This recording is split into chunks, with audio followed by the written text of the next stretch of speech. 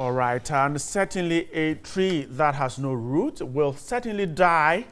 And of course, that's why today we're remembering the founding fathers of Ghana, Dr. Kwame Nkrumah and his team, who made Ghana a nation state. This morning, the whole country is on a holiday. Wishing you a happy holiday.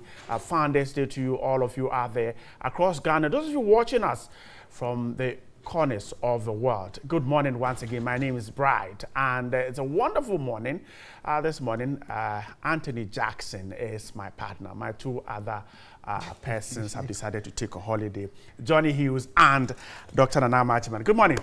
Jackson, how are you? I'm good. So it's a happy holiday to you. Well, guess, not exactly. Guess you're doing good. Not exactly. Well, remember this great man behind us, Dr.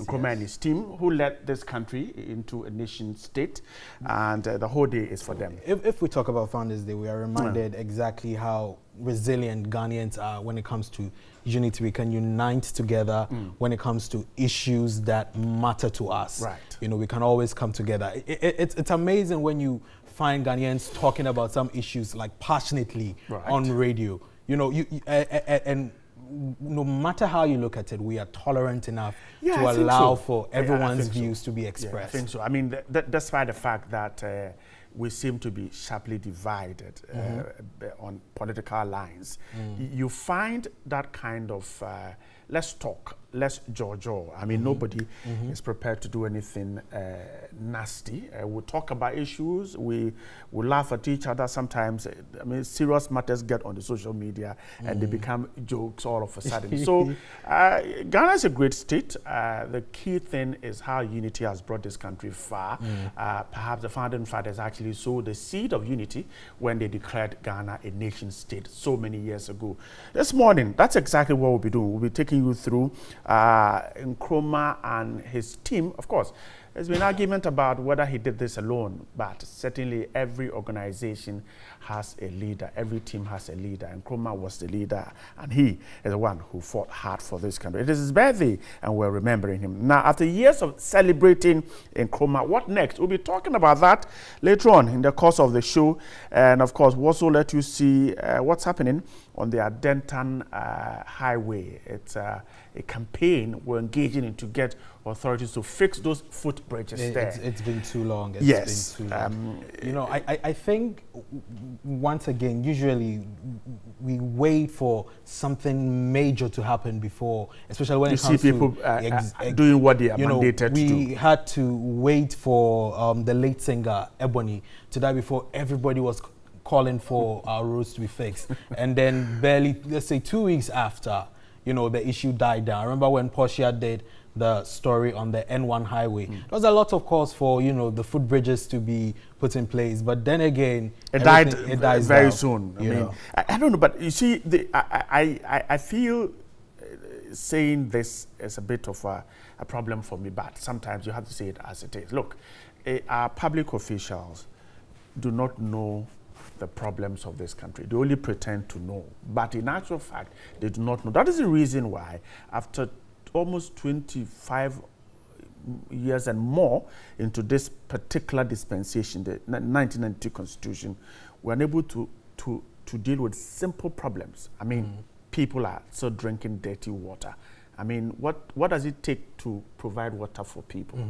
Do you have to be an astronaut to do those kind of sciences to be able to provide? No. So the key thing is that our leaders don't know the problems we have. Anybody who says they know for me, isn't right. They don't know.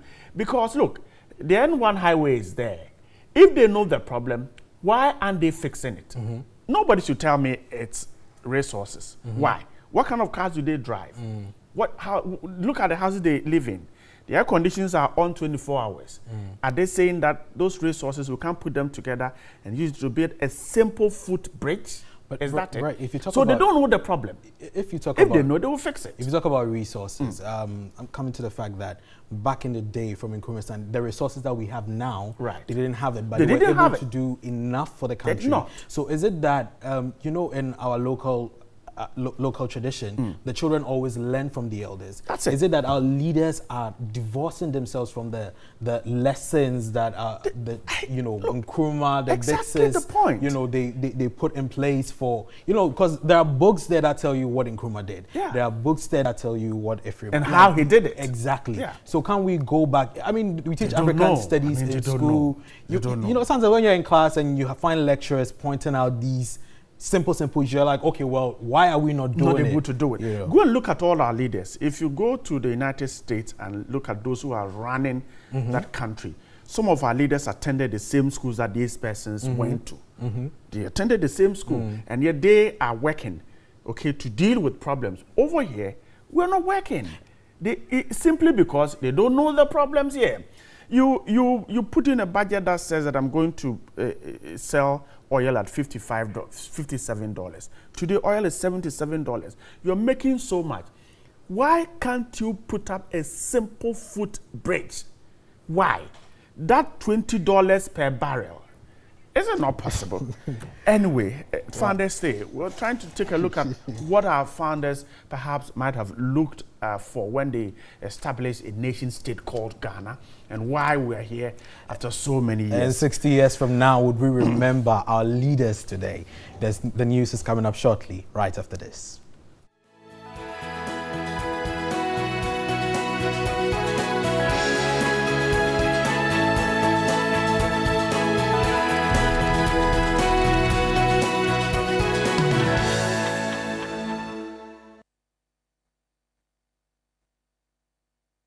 Well, hello and good morning. Welcome to Morning News on NewDay. Let's take a look at the headlines for this morning. This is what it feels like. Now, 113 road crashes have been recorded between January to this year to date around the Adentan-Dodowa intersection and the Ritz Junction. The Ghana Immigration Service has arrested 82 suspected commercial sex workers at Royco, a suburb of Medina in Accra.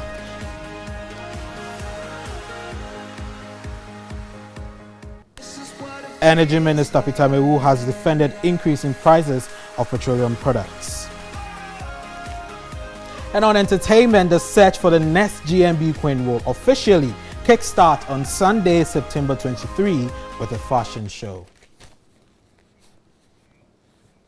Let's start from the Adentan Highway, where 113 road crashes have been recorded from January this year to date around the Dodowa intersection and Ritz Junction. Out of the number, 7 persons were killed as part of Media General's campaign to get the footbridges completed. Evelyn Tingma was in the area and reports the non-completion of footbridges is creating fear and panic within residents, pedestrians and motorists. We are at the Adensa SDA junction here in Accra, and one can describe this place as a very dangerous place. Very dangerous because lots and lots of lives are lost here. The traffic lights here are not working. For instance, this is what is lying there. This is a traffic light and it is down, and this is as a result of an accident. It's been lying there for days. Nobody cares about it. Now we have vehicles coming from Accra, vehicles coming from Adenta, and those from Sakura SDA Junction also coming in here to join the road. And the traffic light is not working, so every driver coming is speeding. And as a result, lots of people are knocked down. Usually in the morning, you will find policemen here directing traffic. But in the afternoons, in the evenings, they aren't here. There's also a school here, Taught to Teen School. And this school has primary and JHS. Lots of students are there, and they also have to cross the street to the school, and these children are also harmless. So as a result, the school has contracted some road wardens to take care of the children to cross the road, and that is the situation here. But this footbridge has been here for how many years? Only God knows, and it is not completed. Evelyn Tingman there with that report. Now let's head over to the Immigration Service, where the Ghana Immigration Service has arrested 82 suspected commercial sex workers at Royco, a suburb of Medina in Accra. Deputy Public Affairs Officer of Immigration Linda Sarimante says the Immigration Enforcement team made the arrest in a swoop. Here's a report by Bridget Mante. The Ghana Immigration Service arrested 82 women for engaging in illicit sex. Out of the 82, 73 are foreign nationals and 9 are Ghanaians. 72 of the women are from Nigeria and 1 is from Togo. Out of the 73 foreigners, only 8 claim to have passports. The 9 Ghanaians would be handed over to the police for further investigations. Deputy Public Affairs Officer of Immigration Linda Sarimante says the service has requested passports from both the Nigeria High Commission and Togo Embassy for those women to be repatriated soonest. The Ghana Immigration Service has requested for the traveling certificates for the Nigeria High Commission to send their nationals back to their country. And this has to do also with the Togo Embassy.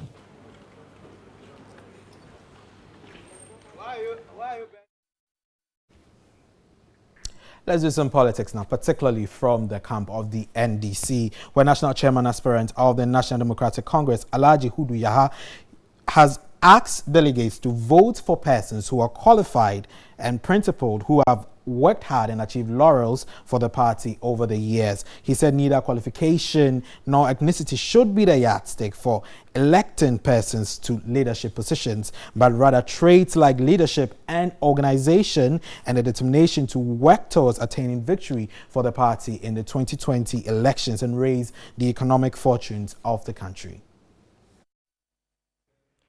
In 2014, Alhaji Hudu Yaya contested to become the national chairman of the NDC, but dropped out at the last minute. He was contesting the incumbent and national chairman at the time, Dr. Kwabena J. Other contestants were former Minister of Trade and Industry, Dan Abudapi, and current chairman, Kofi Potofi. However, Alhaji Hudu Yaya abandoned his bid for the race just before voting began. He explained at the time that upon a deep consideration and deference to the party charter and Council of Elders, he took the very difficult decision to step down in the interest of the party after several consultations with his team. Alhaji Hudu Yaya says he is resolute that the delegates will give him the chance this time to chair the party. It should be NDC, not me.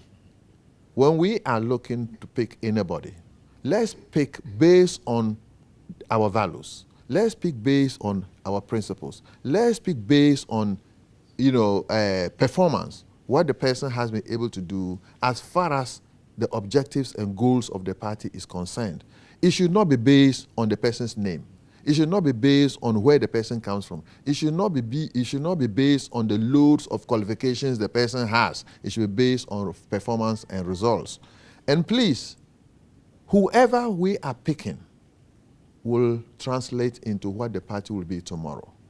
And it will translate into whether we'll be in government or not.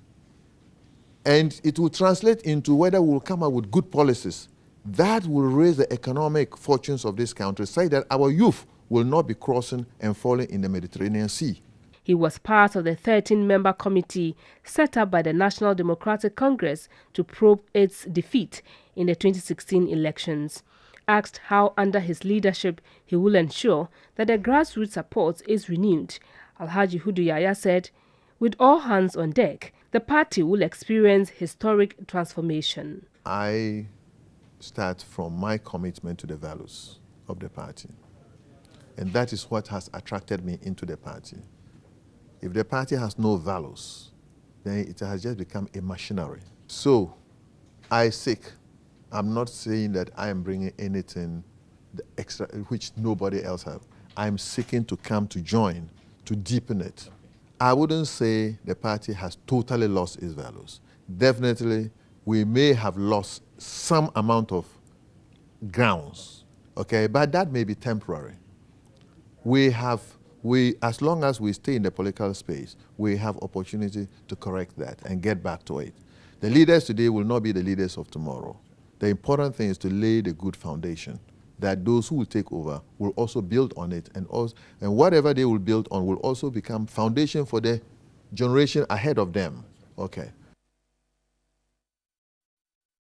Still on politics, the newly appointed director of communication of the NPP, Yabuabin Asamoah, has assured party faithful of a collaborative communication strategy which will ensure the inclusion of foot soldiers and party serial callers. His comments follows a strike by several callers of the ruling NPP in the Ashanti region who complained of neglect but have since called off the strike. He spoke exclusively to Salom Amenya. The party announced the appointment of deputy national officers and directors to help in its day-to-day running for the next 4 years. The Member of Parliament for the Adentan constituency, Yabuabin Asamoah, is now the new Director of Communications. Speaking to TV3, Yabuabin Asamoah, who was deputy to Nana Kumia, reassured party members of restructuring the communication strategy to meet the demands of the era. Once we've sorted out the structure, going forward, it should be simple to establish collaborative structures. Yes, you have a government. Government communicates. Then you have party. Party communicates. And indeed, you also have parliament. We are a huge majority in parliament. So parliament also communicates. So you have three arms who are all communicating.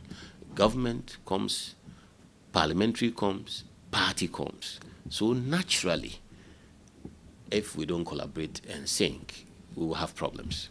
Serial callers of the NPP in the Ashanti region on Wednesday, September 19, called off their week-long strike after a meeting with executives of the party who promised to resolve their grievances. The Adentan legislator maintained an all-inclusive communication strategy is best to ensure foot soldiers and serial callers are not left behind. We expect that we will have a better appreciation of what the government is doing. Party Coms is here to support the government. So we expect that now that we are well positioned as a party, we'll get better quality inputs from the government in terms of information, in terms of flow, in terms of feedback. And through that process, foot soldiers will feel more included.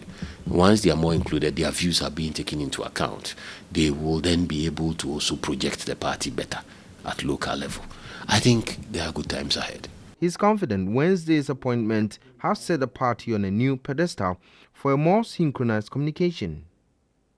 While the government is information, don't forget that it is stripping the party of personnel, of people and all that. So the party gets a bit, in the doldrums. Then when the government completes its formation, the party then goes into the process of restructuring itself through elections and otherwise. And in that period, again, there's turbulence and there's lack of clarity about what the party is, who is in charge of what, and what it does. That is what we've been seeing. And we've gone through all that, and then about a month and a half, 2 months ago, we had our national elections, which then consolidated the party. So what we saw yesterday was a completion of that process. Now the search for the next GMB Queen will officially kickstart this Sunday. Expectantly, contestants are poised to leave no stone unturned. Celebrated actress Yvonne Nelson, who doubles as a tourism ambassador and a model, has been guiding the contestants through some modeling and posing tips.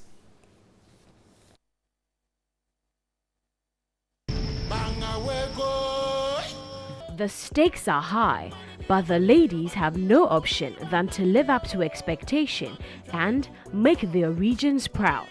The queens have been putting themselves in shape for the maiden stage performance.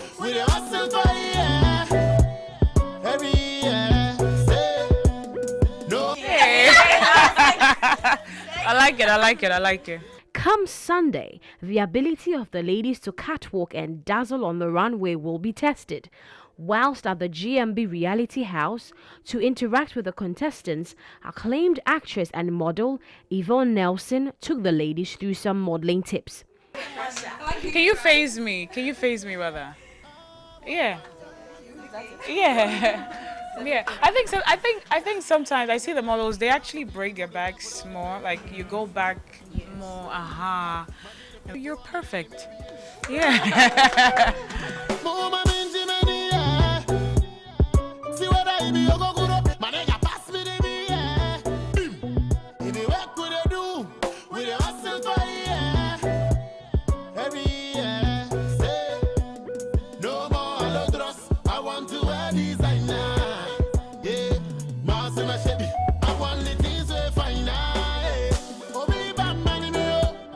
Catch the education and all the excitement as the ladies stage their first performance on Sunday after News 360.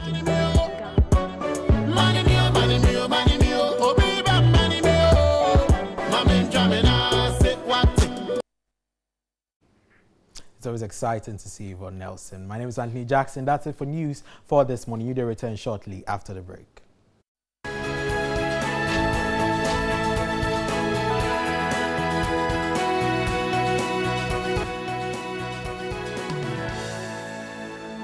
Freedom fighters, comrades and friends,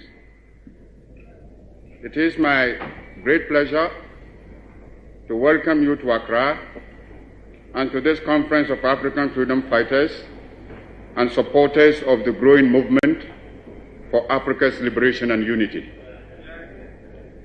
It is good for our cause to have a periodic meeting of this kind to examine our position in the great struggle to rid Africa completely and forever of imperialism and its handmaidens, colonialism and neocolonialism.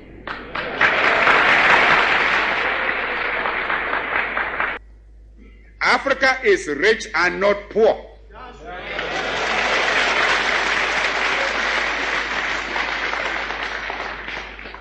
As the great wealth that has been taken out of our continent over 5 centuries of spoliation and extortion very well proves. Africa has immense actual and potential wealth: gold, diamond, copper, manganese, bauxite, iron ore, uranium, asbestos, chrome, cobalt, a host of other minerals.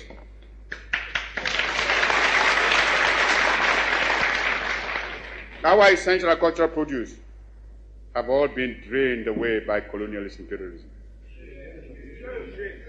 Africa is far from being poor. It is Africans who are poor, not Africa.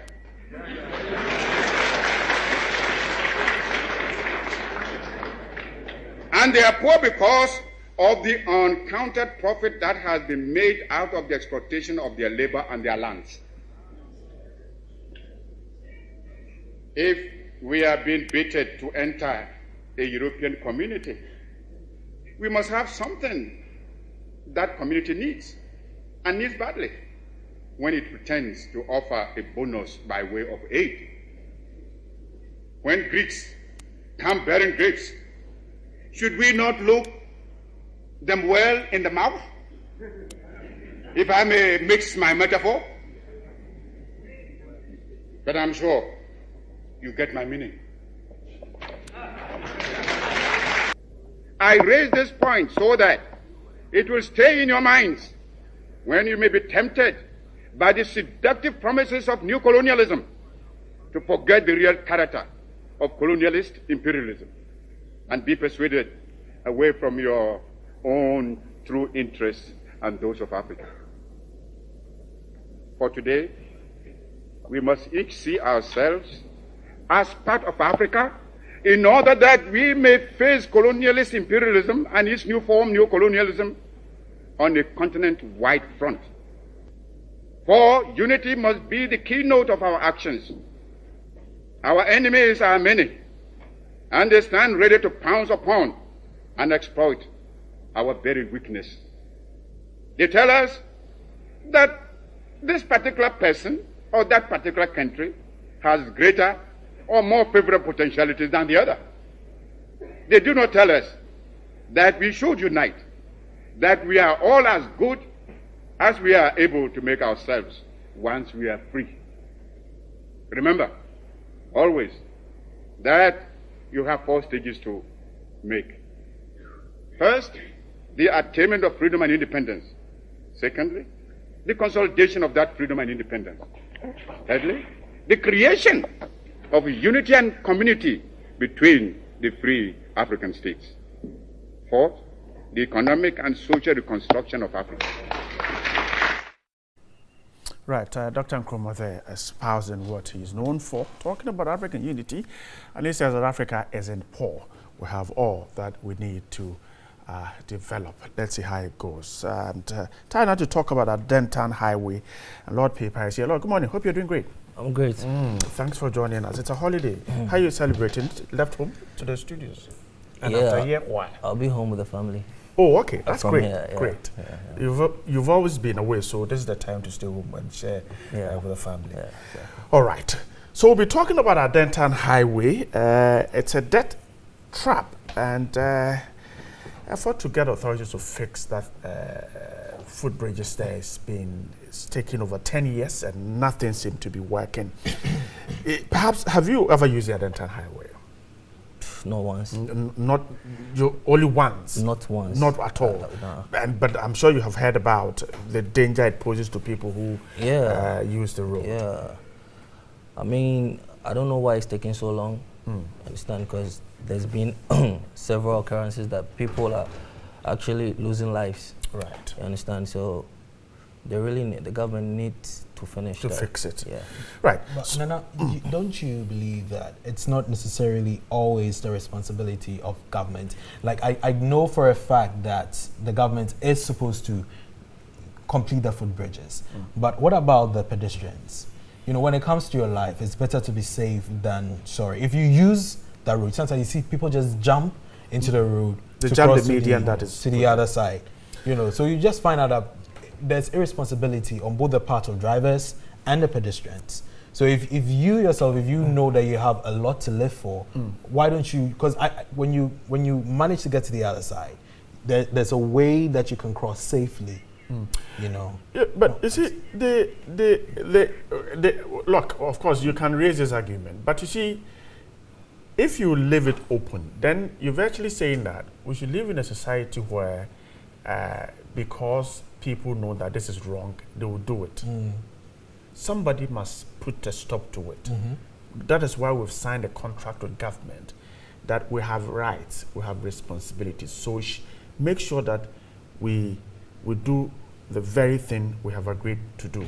We set up the government. We said, stop us if we're doing wrong. So if I am jumping the median because there's no footbridge, your job as a state is to stop me. Okay, other than that, you will say that, well, then armed robbers should go and rob people because they feel that. Anyway, let's talk about it. Lord will help us to take a story from the Denton Highway. I'm sure he's ready, Lord. Yeah. 113 road crashes have been recorded between January this year to date around the Adenta-Dodowa intersection and Ridge Junction. Out of the number, seven persons were killed. Wow. As part of Media General's campaign to get the footbridges completed, Evelyn Tegma was in the area and reports the non-completion of the footbridges is creating fear and panic within residents, pedestrians and motorists. Yeah. So we'll take the story now. We are at the Adensa SDA junction here in Accra, and one can describe this place as a very dangerous place. Very dangerous because lots and lots of lives are lost here, and this is because the traffic lights here are not working. For instance, this is a traffic light and it is down, and this is as a result of an accident. It's been lying there for days. Nobody cares about it. Now we have vehicles coming from Accra, vehicles coming from Adenta, and those from Sakura SDA Junction also coming in here to join the road. And the traffic light is not working, so every driver coming is speeding. And as a result, lots of people are knocked down. There's also a school here, Taught to Teen School. And this school has primary and JHS. Lots of students are there. And they also have to cross the street to the school. And these children are also harmless. So as a result, the school has contracted some road wardens to take care of the children to cross the road. TV3 gathered a private individual was awarded a contract to manage the traffic lights here, but that contract has since been taken away from that person, reason the traffic lights at the SDA junction has remained unfixed for months. Traffic wardens from the Adenta Municipal Assembly, who have been deployed to the area to assist school pupils and pedestrians cross the road, complained bitterly about the uncompleted footbridges. The footbridge is not yet completed. So these are the major problems we are having in Adenta over here. This particular traffic light too is not working. If you raise your hand to stop them for the pedestrians to cross, some of them maybe they're in a hurry, some of them doesn't care, they just drive by heart. Every blessed day we are losing a single life or 2 lives a day. Can you imagine? In the next 5 years, where are we heading towards? Adenta, where are we heading towards? Some pedestrians were equally worried. Crossing is very difficult. Look at the 33 school. Unless the police will come and stand here. So if you are here to verify what is going on now, we are pleading to you to tell the government to come and finish the crossing for us. Otherwise, we cannot live here. Look at from a barrier to here. The cars are coming. They don't stop at all. We urge the government to, at least as a matter of urgency, come and, as it were, see to the completion of the project. In the morning, the rushing hours, you find it very difficult to cross because nobody is willing to stop for you. And there is no zebra crossing or whatever. My sister live around here. My children go to school at Rhino Gold International, back of the 20 school. You can stand more down. If the police is not here to take good care of the children, we can't cross. You can see that I stand here kept long. The Adentan District Commander, Superintendent Samuel Kofi Odame, was worried about the spate of accidents on the stretch.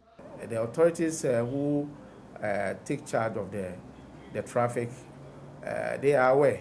As an interim measure, I personally have discussed with, you have 2 municipal assemblies. We have the Lankwantana Municipal Assembly, and then we have the Adenta Municipal Assembly. So I have personally discussed with Lankwantana Municipal Assembly to provide some of their city guards to assist pedestrians to cross the road. I've also spoken with Adenta Municipal Assembly to do same. He said policemen are usually deployed to direct traffic during rush hours. They are supposed to be there by 6 a.m. They are supposed to be there until the rush hour is over. The rush hour means that's when the traffic goes away. They go back after taking a rest for some while, for some time. They go back to continue with the traffic management. The footbridges at Medina Firestone, Zongo Junction, Adenta Assemblies on main construction, SDA Junction and the Adenta Barrier have been left uncompleted for years, whilst pedestrians continue to be knocked down by motorists. Policemen usually are absent at night, further worsening the situation. This is Medina Zongo Junction at night.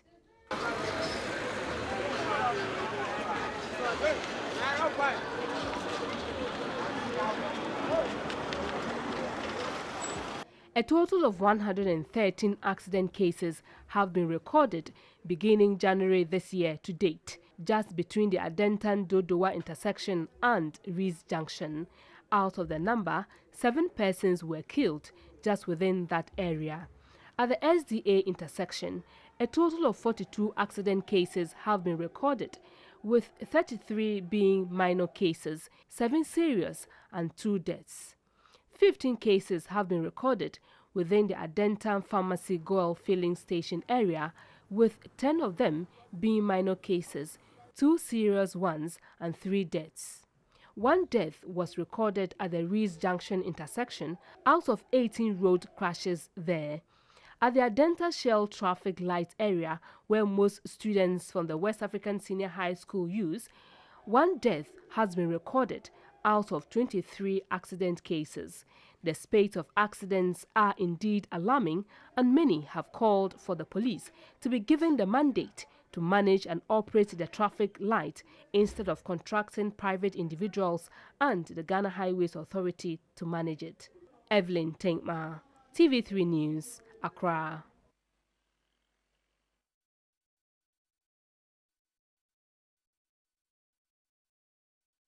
All right, that's the road we've been talking about, and let's hope we get something done on that road.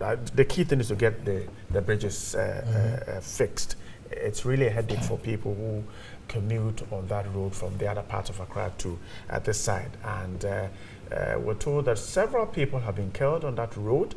Efforts to get the bridges fixed. It's been 10 years and we're still on. Our job is to get the bridges fixed. Lord, now let's talk about your music. What kind of music do you do? I'm more into inspirational music now. Okay, so what do you mean when you say inspirational music? Like real life situations, like inspire people. Okay, through high life, hip life, R&B and stuff like that? Yeah, dancehall? You do all kind of... I'm more of Afro pop soul music. Okay. Yeah. Sometimes, what do you make of the local Ghanaian music industry? People like you trying to find a way out. How is it exciting? How is it challenging? It's really difficult, you know, because I mean, to be able to get there, people to listen to your song, hear your song, you need to have either connections or money. And before you can do that, the DJs are still taking the payola? Yeah, I thought it stopped. I mean, some stuff, but still, you have to, I mean, pay your dues before you get up there. But has it been easy? I remember a few weeks ago where I reported that you decided to stop secular music to focus on the inspirational side. Has it been an easy transition? I decided to stop the nudity thing and focus on positivity. Yeah, and so far I'm getting good response, and bad response as well. Like there are people who are following because of that kind of things, and they are saying something. And there are people who don't actually believe that they think like it's a publicity stunt. Well, it wouldn't be the first time we've heard of a musician who decides to transition back, you know, from inspirational back to maybe the. I mean, there will be situations that will push you into, not push you. I mean, like influence your life that will make you make some right decisions for yourself. What influenced your decision? Yeah, I mean, like there are things that I was doing that deep down I felt wasn't me. You understand? I was just being led on by like certain things. You understand? So I just want to be myself and let people see me from a different, you know, point of view. So it's a turnover. Yeah. But the music remains the same. The only thing you're saying is that you're doing more of inspiration. So you've not become a gospel musician. No, I'm not a gospel musician. Inspirational music. Yeah. So it could be a secular music, and yet it's inspiring. Yeah, the not message, the type that says that go and do stuff. No, that positive message. Okay.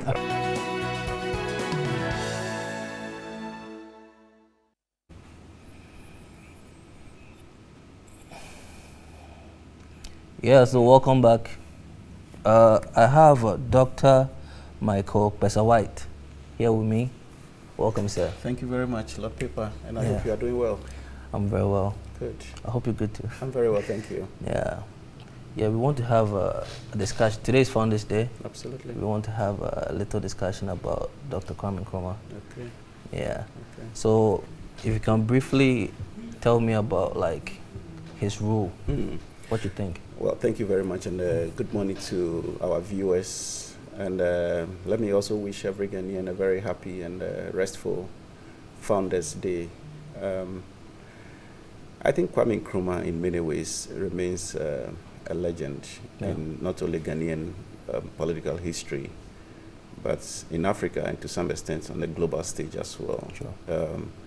This was a man who believed in so many possibilities as far as Africa is concerned, never mind the history of slavery, colonialism, exploitation, underdevelopment, and so on and so forth. He appeared to be one person who, in spite of all those legacies, believed that given the opportunity, the African can actually rise above the disadvantages of economic woes and build a society that dignifies the African personality. And I think when he had the opportunity to lead this country to independence and eventually lead this country both as prime minister and then later on as president, he demonstrated clearly that indeed he is not only a man of his very fine and inspiring words, but he's also a man of his convictions, and he was prepared to put them into action. Yeah. And there is hardly anything in Ghana today in terms of development that could not be traced back to Kwame Nkrumah. Very true. Everybody else who came after him appeared to have just added on or renovated or expanded something that he had done. Very true. And he was a man of great vision. In fact, recently I was reading a lot more about his approach to the building of Akosombo Dam, for instance. You know, Akosombo Dam, the original idea went all the way back into the colonial era. And it has been on the drawing board. Various geologists and surveyors and stuff from the UK had come to study it, but because it was not a big priority to the UK government, it has always remained on the shelves until Kwame Nkrumah in 1951 became the leader of government business when we obtained a limited self-rule. And immediately he decided to grab, that particular project by the neck and make sure that we breathe life into it. And that has, in several ways, helped our country to move forward in the manner in which we have done in the sub-region. So in short, he was a very great man. He was a very, very great man, absolutely. He was, yes. Yeah, so apparently his foresight was very inspiring. And what are the things that he did to display his level of vision? Like you're saying now, his the Akosombo Dam and all is part of the vision. I think that one of the very remarkable things about Kwame Nkrumah, which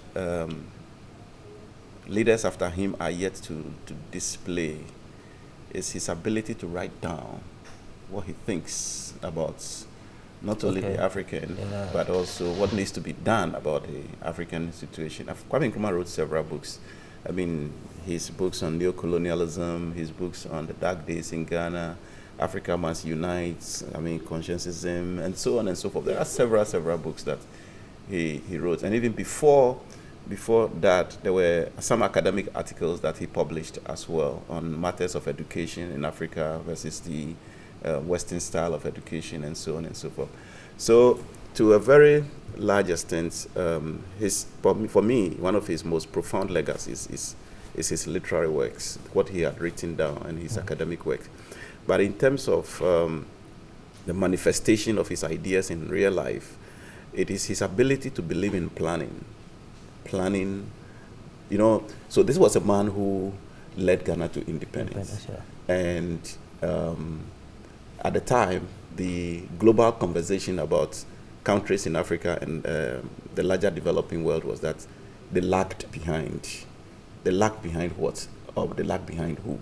So immediately there was a kind of a comparison, which is the US, UK, and other European countries are far advanced. They were far ahead. And so African countries lagged behind. And so the thinking around development is that African countries need to catch up with these countries. And so within that intellectual environment of catch-up, he thought that you have inherited a country that is just a combination of small different ethnic groups with their own political systems. And if you don't know how to manage it, you rather, implode it. And so that was the first, challenge. Secondly, the legacy of the colonial rule was not just the exploitation of our mineral resources, but also the neglect of the welfare and the conditions of the Ghanaian people. And so for him now in government, the onus was on him to ensure that our people receive good education, good health care, that we are able to build good roads, establish factories, and allow people receiving education and acquiring expertise to work in those factories and put their expertise to use, building new centers of research and knowledge production. And so in many ways you can see that this was a man who really had a thorough understanding of, the Ghanaian society and was willing. And that's why at every point in time he was more in tune with development planning. So we have series of development. The most popular one is a 10-year development plan, for instance, which in fact, if you take and read today, it still very much resonates with our realities. And it raises the question of what is guiding today's approach to development, for instance, because it does appear to me that we are just meddling through. Everybody comes and then, I mean, it's like some small manifesto. The manifesto must fit into some larger picture. It doesn't seem like that's what we are doing, and that has implications for our going forward as a society. Yeah. So, said he put up factories. Yes. But but now we don't really know where these factories, or know what these factories are doing now. Well, I think many of these factories have collapsed. Sadly, it shouldn't have been so, and some have also been sold to private individuals, both foreign and local, and of course others have completely collapsed. When you go to some of the sites, you might find completely nothing. We are always reminded of the Asuchware Sugar Factory, for instance. Yeah. We are reminded also of the Commander Sugar Factory, which recently President Mahama, re-established a new one in Commander. Yeah. Of course, in Asuchware, the factory site is currently where the senior high school, the senior high technical school is located. And then, of course, there is another factory there now, also the Seinfeld company, which is producing, I believe, toilet rolls and plastic chairs and roofing sheets and other things over there. But much of the land in the Asuchware area, which was used for the sugar factory, has now become a rice farm. So do you believe that civil servants are not learning from his ideas, or some people are? Well, I think that not only the civil servants, but perhaps the generality of the Ghanaian population has a lot to learn from Kwame Nkrumah. I think it is okay for people to have their disagreements with Kwame Nkrumah as a person. Okay. I mean, it's okay. We shouldn't expect that everybody will love Kwame Nkrumah to the hills. I mean, he was a human being, born of a human being, and has the frailties of human beings. But I think that he also was, an amazing thinker, an amazing personality. Yeah. And we can disagree with whatever it is that we choose to disagree with, but we must also be bold and confident enough to say, in spite of my disagreeing with this and that, I think that the man was a remarkable man and that we need to learn some things from him. And that is why sometimes it's very disappointing that we are not able to incorporate in our curriculum very early in our educational system opportunities for young people to be able to already learn not only about Kwame Nkrumah, but several other great leaders of our country. Of course, Kwame Nkrumah is the founder of the nation, but there are several other individuals as well who played a role. For instance, those in the arts, those in probably music, those in production of knowledge, science, and so on and so forth. We should be able to learn about them. And the thing about that is that it inspires hope in the younger generation. Younger people learning that Kwame Nkrumah was coming from a village somewhere in the western region, in Krofo, and was not born into wealth, really, had to really go through life like any ordinary village boy, and eventually become what he became, and becoming the embodiment of the Ghanaian aspiration and leading the Ghanaian society to independence. And of course, then beyond, leading Ghana to independence, then he championed the cause of African liberation in 1958. First in April of 1958, he brought together all the countries in Africa that had gained independence to Accra to deliberate on how they can support those who were struggling for independence. Then later in December 1958, he also brought together what they call the All African People's Conference. So people from African trade unions, people from civil society, people from the nationalist movements were all here in Accra. They converged here in Accra to deliberate about the territories that were still under colonial rule and how to support them win their independence.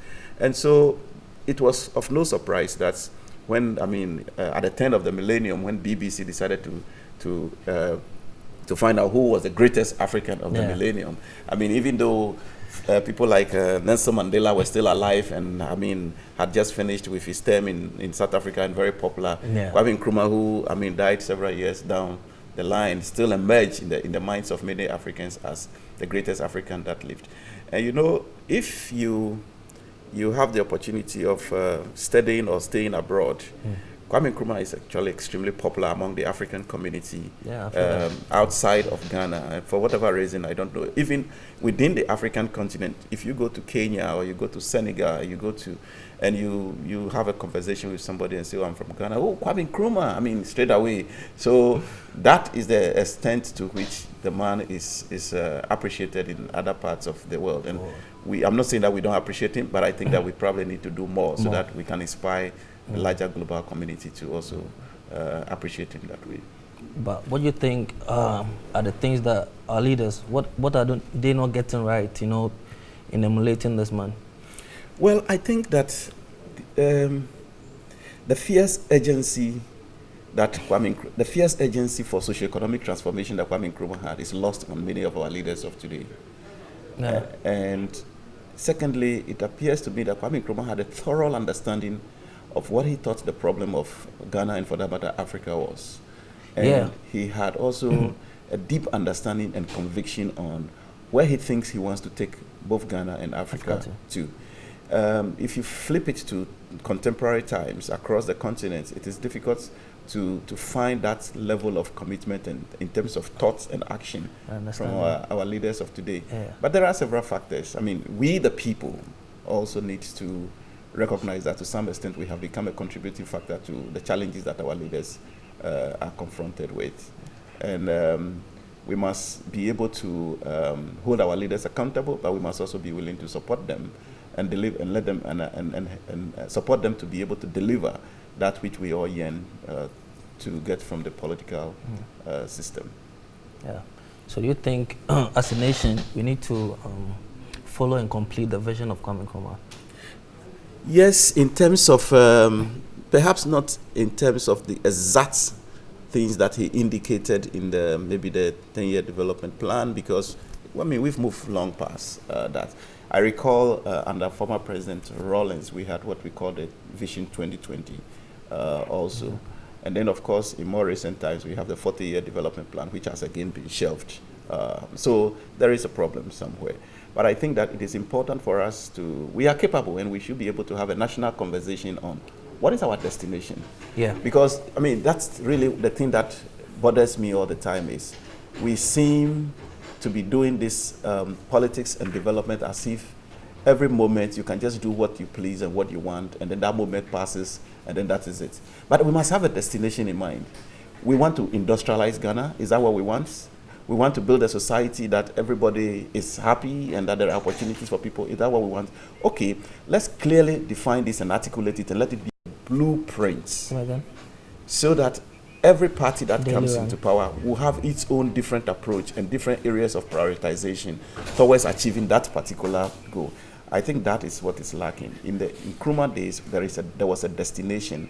I mean, those development plans gave you targets of what is likely to be achieved by the end of the development plan. So we could have the same thing. We could say that between now and the next 40 years, we expect to have this number of, I mean, medical doctors, nurses, maybe, what do you call it, hydropower plants or solar power plants, or train this number of civil servants and so on and so forth. And we have to factor in the changes in the demographic situation as well. But it appears to me that we are just meddling through. I mean, knee-jerk reaction, firefighting, and that really doesn't seem to have give us a sense of where exactly we are going as a society. Okay, thank you. Let's go on a commercial break. Up next on Daily Run.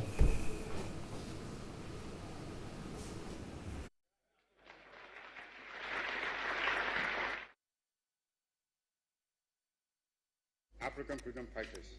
Yet again, Ghana has a holiday to celebrate this great man. Today on Daily Rants, we ask how citizens want their founder to be remembered. Yeah, thank you very much. Dr. Kwame Nkrumah did a lot for actually spearheading the independence of Ghana. However, I'm one of the people who thought that the independence is premature. You understand? Nonetheless, I think he did a lot. He left so many legacies, and one of the legacies he did, and I admire so much, was the fact that when we won independence, he invited Professor Louis Atta of the Manchester University to come in, actually assess Ghana as a nation, and then actually tell him in which area that can actually help Ghana to develop. This man recommended agriculture, and I'm here to see any government bringing in a policy that can actually help Ghana into that agricultural policy.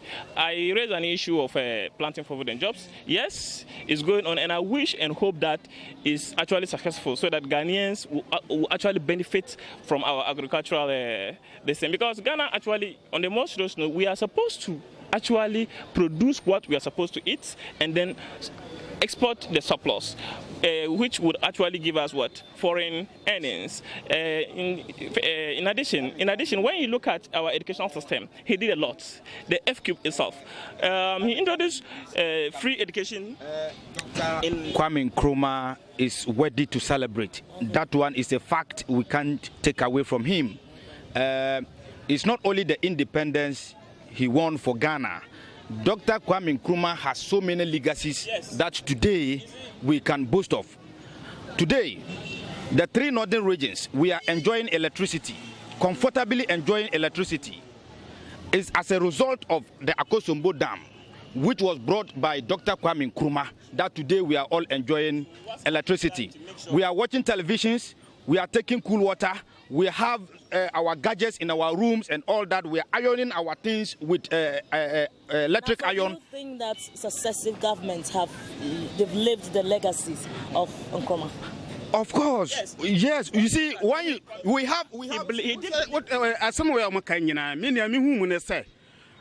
Nkrumah bae waye bibia maye be mpanifu asese ya yeda Ghana no eda uma yi ni se ebia Nkrumah eda we ya yedi ese o mu pe bibi si ho se bia on benya panifu bi no ma be tenase no ma kia nkoda anase panifu no ma be Nkrumah ya yi ni da eye be celebrate den no Nkrumah waye ni se waye se ama Ghana efise ye nyina ni se Africa nyina obi akasa okasa Nkrumah to na se mu de mu adi mu se holiday no be akowura nda adada this only the sunny any bibia eba so and to mu pay da fopa anase ade bi si ho no omonyu say yes. What he's saying, you see, today even school children, they'll just tell them tomorrow is holiday, Founders Day. When you ask them what the reason is or what is the Founders Day, they don't even know. They can't tell you the reason why they are having the holiday, the holiday as what? Founders Day. That is why on this score I would have wished that we even scrap it and then probably organize something like a lecture or symposium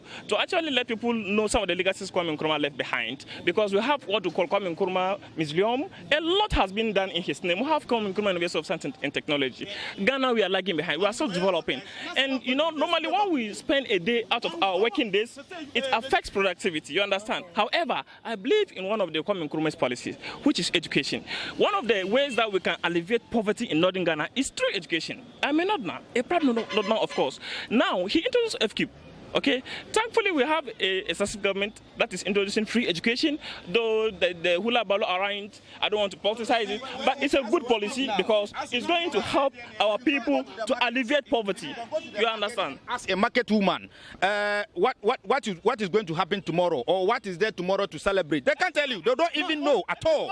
So if they are going to organize, let's say, a lecture, say that. Say, university, me and me too, I'm university. Me university, me na nanko university. No say so ka university so mo kosua bibia. Wan ko hono wo be dey kosua. Ente se so mo pay da bi si ho say dia. Se do ma yi ne da no, no mo be hia. No be aka so Nkrumah yese akoda keto na so be want to make university. Wo so woni mu ni aya me pese gom abe no won ye ma ye Ghana fo no. Be holiday na mo akoda na and nifa so whether there is somebody we can compare to Dr. Kwame Nkrumah, and I said yes. Today the whole Ghana knows that His Excellency John Dramani Mahama, the former president, has built infrastructure unprecedented. That one is there. Everybody knows it. If you are infrastructure unprecedented today, when you go to Accra Circle, today they call us Accra Circle Dubai. Is it not true? Why are they calling it Dubai? Because we have a similar thing from Dubai in Ghana. So that is why today when you look at Dr. Kwame Nkrumah, we are saying Dr. Kwame Nkrumah brought Akosombo Dam. Today we have all seen, even a small boy, when you send him there today, will see that there is Akosombo Dam. That is today. When you send somebody to Circle, he will see that there is Circle interchange. Dubai has come to Ghana. That is why I'm saying that. Is that how you want Kwame Nkrumah to be celebrated? No, not at all. I'm just making some comparison. For the legacies, like I said, I mean, most of the people know it now. Just like my daddy here said, we need people to know what exactly he lived for, his visions, so that the next generation will what? Live by those visions. And so are we doing that as a country? Madam, please, you see, that is why I'm saying that I don't even believe in this holiday in the first place. Because we have a lot of things that will tell our new generation that, yes, there was somebody called Dr. Kwame Nkrumah, and he indeed left an indelible mark in the history of Ghana. And so there's no way you can scratch his name. But for me, the holiday is needless, frankly speaking. Because you see, let me tell you something. There is this argument of Founders Day, the Big Six, and all those things. So if we're able to scrap it, okay, it will save us this kind of noise. Parents have school children. When they go home and tell their parents that tomorrow there will not be school, definitely the parent will ask the child why he's not going to school tomorrow. The child will be able to tell that tomorrow is Founders Day, so I'm not going to school. If the parents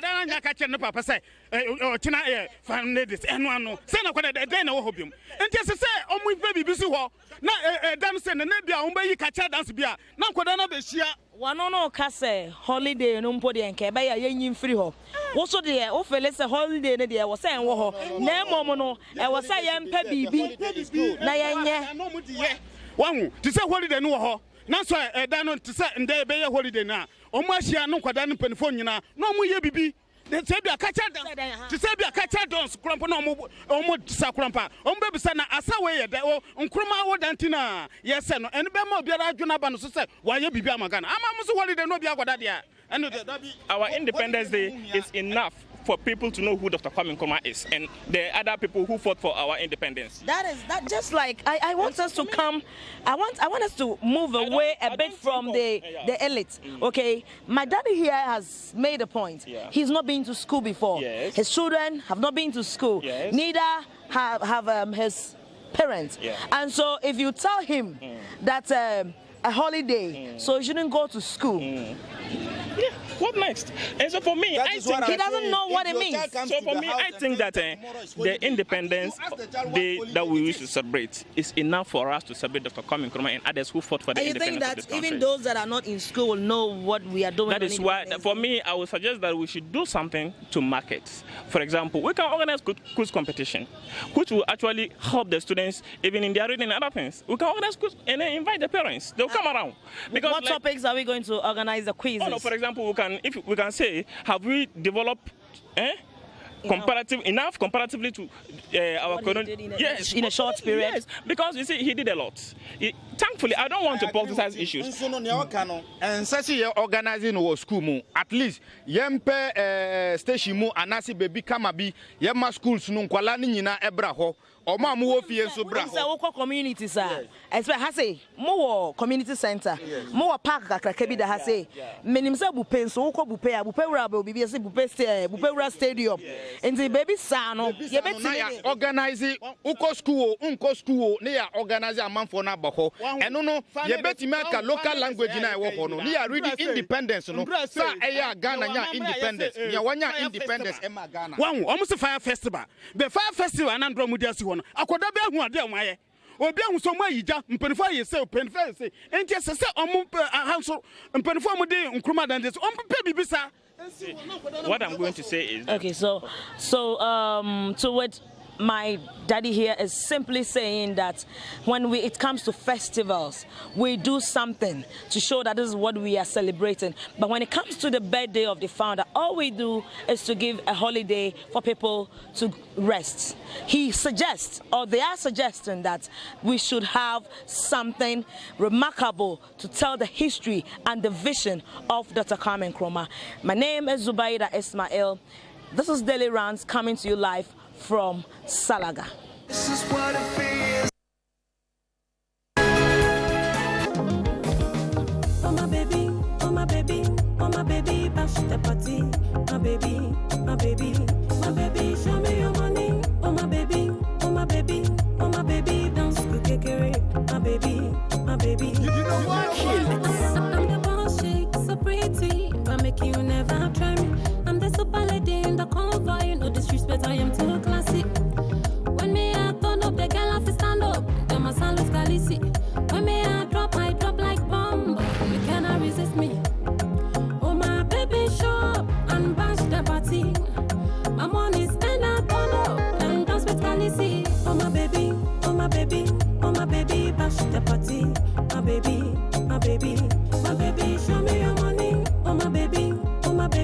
oh my baby, don't school kekere.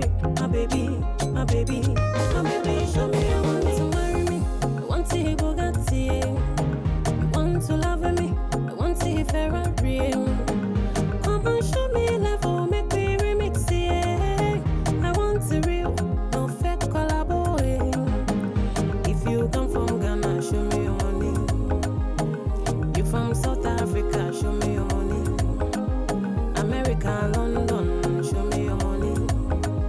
Lagos, Nigeria, show me your money. Oh my baby, oh my baby, oh my baby, bash the party. My baby, my baby, my baby, show me your money. Oh my baby, oh my baby, oh my baby, don't school kekere. My baby, my baby, my baby, show me your money. Oh my baby, oh my baby, oh my baby, bash the party. My baby, my baby, my baby, show me your money. Oh my baby, oh my baby, oh my baby, don't school kekere. My baby, my baby, my baby. I'm on them, I'm on them, I'm on them. Me say I'm on them, I'm on them, I'm on them. Yeah, me say I'm on them, I'm on them, I'm on them. Me say I'm on them, I'm on them, I'm on them. Yeah, me say I'm a try higher. See me bump and shape, I'm a try higher. Man them, I'm a try higher. But come me home, I'm a shocky. Man them, I'm a try higher. See me bump and shape, I'm a try higher. Man them, I'm a try higher. But come me home, I'm a poly. All of the man, them I want it oversize. Them so me, I give them my backside. Follow me late, me I give them my backside. Bust it top of the flavor, them is higher. Higher. Cool it top of the flavor, them is higher. Higher. Mash it up of the flavor, them is higher. Higher. Rick it top of the flavor, them is higher. Higher. Bust it top of the flavor, them is. Cool it top of the flavor, them is. I'm say mash it up of the flavor, them is higher. Murder not till 11 o'clock, knocking on my back gate. Fire for them bad, gummy no more cigarette. Give me the real thing, give me the kush. Give me the real thing. Take a them till the money knocking on my front gate. Fire for them bad, gummy no more cigarette. Give me the real thing, give me the kush. Give me the kush, give me the kush. Man them a try higher. See me bump and shape, them a try higher. Man them a try higher. But come me home with a shocky. Man them a try higher. See me bump and shape, them a try higher. Man them a try higher. But come me home with a poly. All of the man them I want it oversize. Them so me I give them my backside. Follow me late, me I give them my backside. All the boys there call me wonder, cause me do it and bad in my area. No fucking girl 14, it's a boss chick. Me a real showstopper when me step in the yard. Everybody feel scatter, we murder them. Me a rude beat killer when me step on the mic. Everybody feel bounce and we murder them. Them I know, them I know. Them I know, them I know. And I trouble at the cost. Them I know, hey. When me turn up my box and I trouble at the cost. Them I know, them I know. Them I know, them I know. And I trouble at the cost. Them I know, hey. When me turn up my front and I trouble at the cost. Boy, be peso to me. If I baby, I know tata me. But I'm afraid that me won't chew me. Never. Boy, be peso to me. If I baby, I know tata me. But I'm afraid that me won't chew me. Never. Man them a try higher. See me bump and shape, them a try higher. Man them a try higher. But come me home with a shocky. Man them a try higher. See me bump and shape, them a try higher. Man them a try higher. But come me home with a poly. All of the man them I want it oversize. Wow. Since I happen to be a musician, I want to say kudos to the lady right there. She did a wonderful stuff, and I wish you all the best in future. You're still watching New Day right here on TV3. And talking about the Founders Day, see me all fly right now. My name is D to the Crime, and I have some wonderful guests right here that I am going to talk to, especially on this very day. Hi, welcome, Miss Ed Hillary. I got the name right? Yes, please. You're welcome to the show. Thank you. And also, next to this pretty lady right here, he goes by the name Safo Benjamin, and he's also here to talk about voluntary work. But let me take it first with the pretty queen of sanitation right here. Welcome to the show. Thank you. When we say queen of sanitation, what is it about? Tell me. It's about like how to clean the environment. Okay. Have the whole city clean. Yes. And you became the queen of sanitation. Wow. Let me ask you this. Can you give me the recitations for sanitation? Yes, please. Please do me the favor. My name is Edhilary Okay. Wood, and I am the queen of sanitation. Okay. Bad sanitation situation in our country, Ghana, is a thorn in my flesh. Due to the bad sanitation situation in our country, Ghana, Sorry. I take up the challenge as the queen of sanitation. In order to educate my peers on good sanitation, I took up this challenge because even the Holy Book in Proverbs chapter 22 verses says, train up a child the way he should go, and when he grows, he will never depart from it. That's true. Yes, my name is Dede. I am an African living in Ghana, Accra to be precise. Because of my unique qualities, I am made a queen to champion our sanitation problems, not only in Ghana, but Africa as a whole. I've been given the mandate to educate my peers on good sanitation. Our attitude has given them the authority to cause sicknesses in our society, which is a major problem facing us as Africans. Death as in the most of the various communities in Ghana is a thorn in my flesh due to the bad sanitation situation in our country. Wow. Let me say this. I must say that for an 8-year-old girl, how are you able to come up with this bravo and, with this work upon yourself? What do you intend to promote with sanitation? Tell me. Because looking at your age, you're 8 years, right? Yes, please.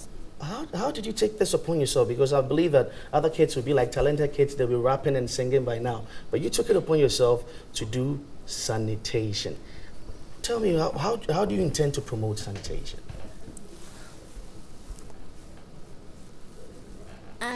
Yes. As a child of my age, yes, I have a task and a vision to see Mother Ghana clean. Fields are not something good to live with, and the end results are devastating. Wow. I realize that Ghana's problem on bad sanitation is attitude now. I envisage that. Wait, hold on to that. Let me come to you real quick. But Mr. Benjamin, welcome to the show again. Thank you. You were talking about volunteering work. Yeah. First of all, when we say voluntary work, what does it mean? Well, it's a big English. Yeah. What does it mean? Break it down for us. So volunteering simply means to offer yourself freely for a cause or an activity, without expecting being paid. Normally people would go to work and expect salary, but volunteering goes beyond that. It's more of you giving to society or you supporting a worthy cause without expecting anything in return. Yeah. So does that word match with a pro bono? Yeah, sort of. Oh, okay. I mean, these are all, bro. For me, when it comes to bro, I beg you, I like three more. But let me say this. How long have you been doing this volunteering work? Okay, at my individual level, I've been doing it for like 6 to 8 years, but with my organization, about 3 years now. 6 to 8 years. Yeah. Freely. Yeah. So wait, what are your expertise when it comes to the voluntary work? Like, do you have a certain sector or certain let's say criteria for the voluntary work? Because I don't believe that you can do almost everything. But yeah, sure. With a specific thing. So tell me. Normally, I would go into things that I'm more passionate about and things that I have like skills in a way to support. So normally most of the activities I've volunteered on are more of education related. Okay, yeah. I understand. I'll come back to you real quick, but let's talk to the queen of sanitation. Let me ask you this. What are some of the bad effects on sanitation?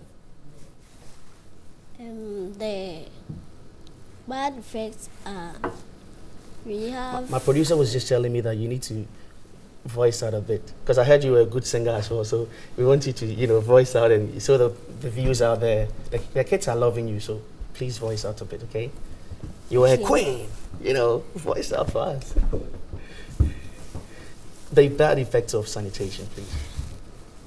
We have dirty environment, which filth and waste creates disorganized society, and flooding. Okay.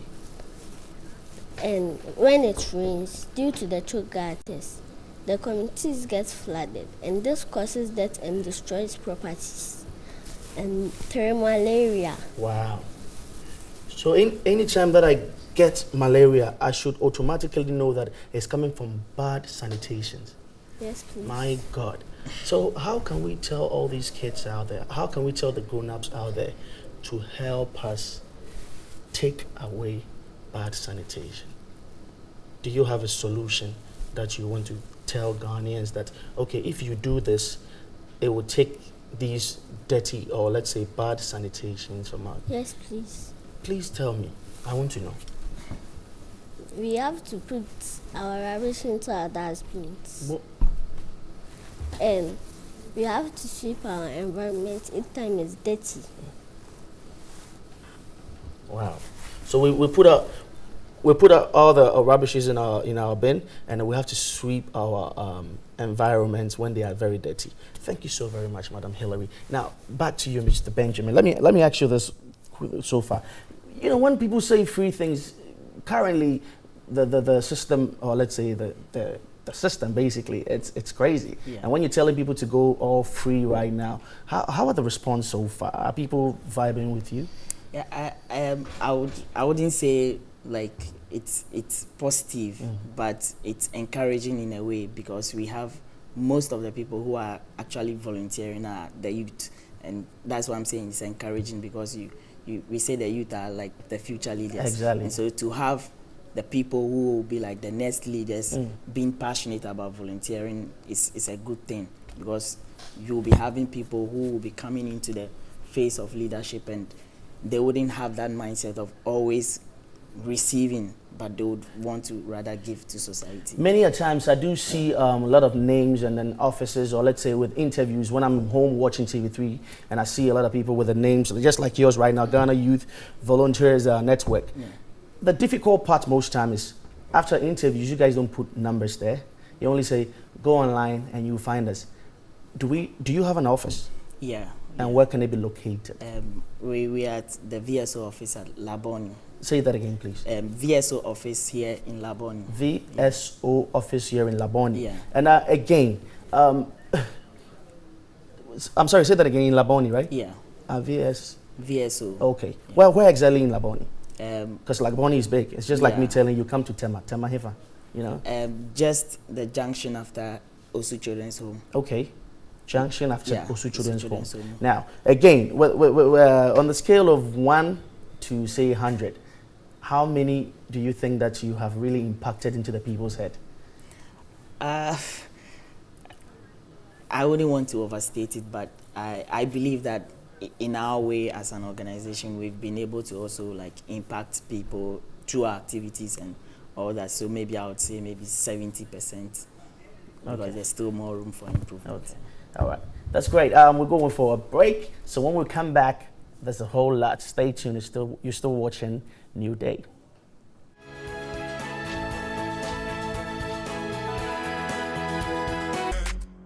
It depends them say today, we know they're in the studios and we're live here on TV. And it depends them say this year, with or without awards, we're still doing magic and producing wonderful songs out there. Talking about it depends them, I have the most, my brother, first of all, he macho man. And it feels great to be on the same platform with him. But before I go to him, ladies and gentlemen, you're still watching New Day, and welcome on the show today, the CEO of Radio and Television Personality Awards. I feel like I got slang too much. The CEO of Radio and TV Personality Awards. He goes by the name Mr. Prince McKay. Welcome to the show, sir. Thank you. It looks like TV3 will have to employ you. I have to raise my money.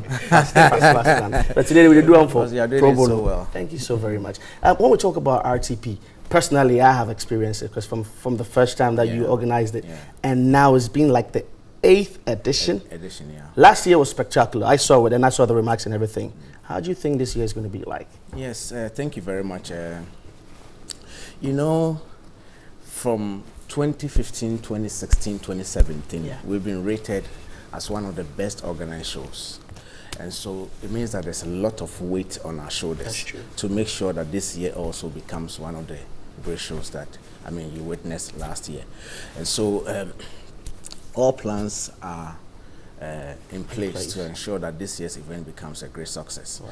So, you know, we actually hired the services of the same person who directed the African Magic Viewers' Choice Awards. Wow. So he's coming all the way from Nigeria to also direct our event as well. We actually want to, you know, it's this year that we took RTP to Kenya. Whoa. Yes, and so RTP is in Kenya now, and God willing, we are launching the RTP UK during this year's edition as well. Okay. So it tells you that once we are ready for the world, then it means that we have to step up much higher. That's great. It's all about upgrades in this world. And real quick, how many categories and then trophies are there for grabs this very year? Yeah, so we have 40 categories in all. 40? 40 categories in all, yeah. 40 categories. And that means we have 40 awards to be good. 40 awards. Wow. 40. Yeah. Wow. Oh, okay, so how can the public vote for their favorite nominee? Well, so we've done a lot of extensive promotion. If you want to vote for your favorites, there are 2 ways by which you can do. So for the first time, we have introduced the RTP app. You go on Google Play, you download the RTP app, and then all you need to do is to register by entering your name and your telephone number. And right after that, you would select the category that you want to vote for. You see the names and the pictures of the nominees there. With a click of the vote button, you vote for your personality. It's just 30 pesos. Let's talk about the organizing. Let's talk about the organizing and the preparation. Are you ready? Yes, we are ready. We've been ready since because, like I told you, for us to be able to employ the services of other people to help us, I mean, the likes of Nabil and everybody, it tells you that we are actually looking out for an A show this year. And so, yes, we've been ready. And we've done a lot of recce's, we've done a lot of rehearsals in terms of what actually is going to happen. We are having massive performances as well. So, yes, it's going to be nice. Ladies and gentlemen, I'm here with Mr. Prince McKay and my co-presenter today, Coded of Fit Code. We were talking about Fit Code pretty soon, brother. But real quick, this is the part where all the slave queens, all the boss chicks, all the presenters, all the MCs like to yi achia. Shout outs to Yeshon real quick. You know, she has a new song, yi achia. How is it going to be like with the red carpet and the MC thing? How is it? So this year is a bit different. We actually want to close early.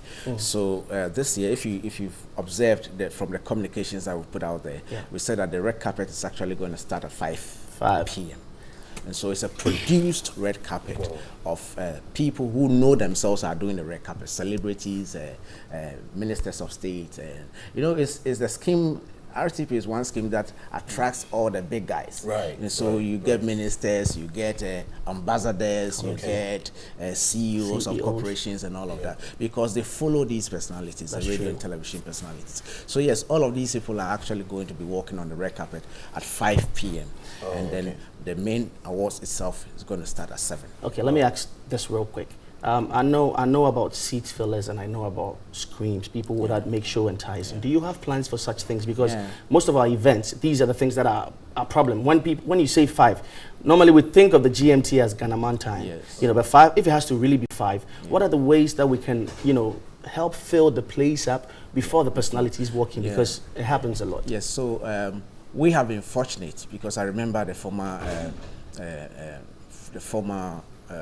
First Lady of Ghana, saying that, oh, this is an event that I've realized that when I come, each time I come to this event, people are already seated. You understand? That's so we've been fortunate to have the audience who are ready to come on time. Okay. And so yes, we are praying that the similar thing will happen to us as well this year.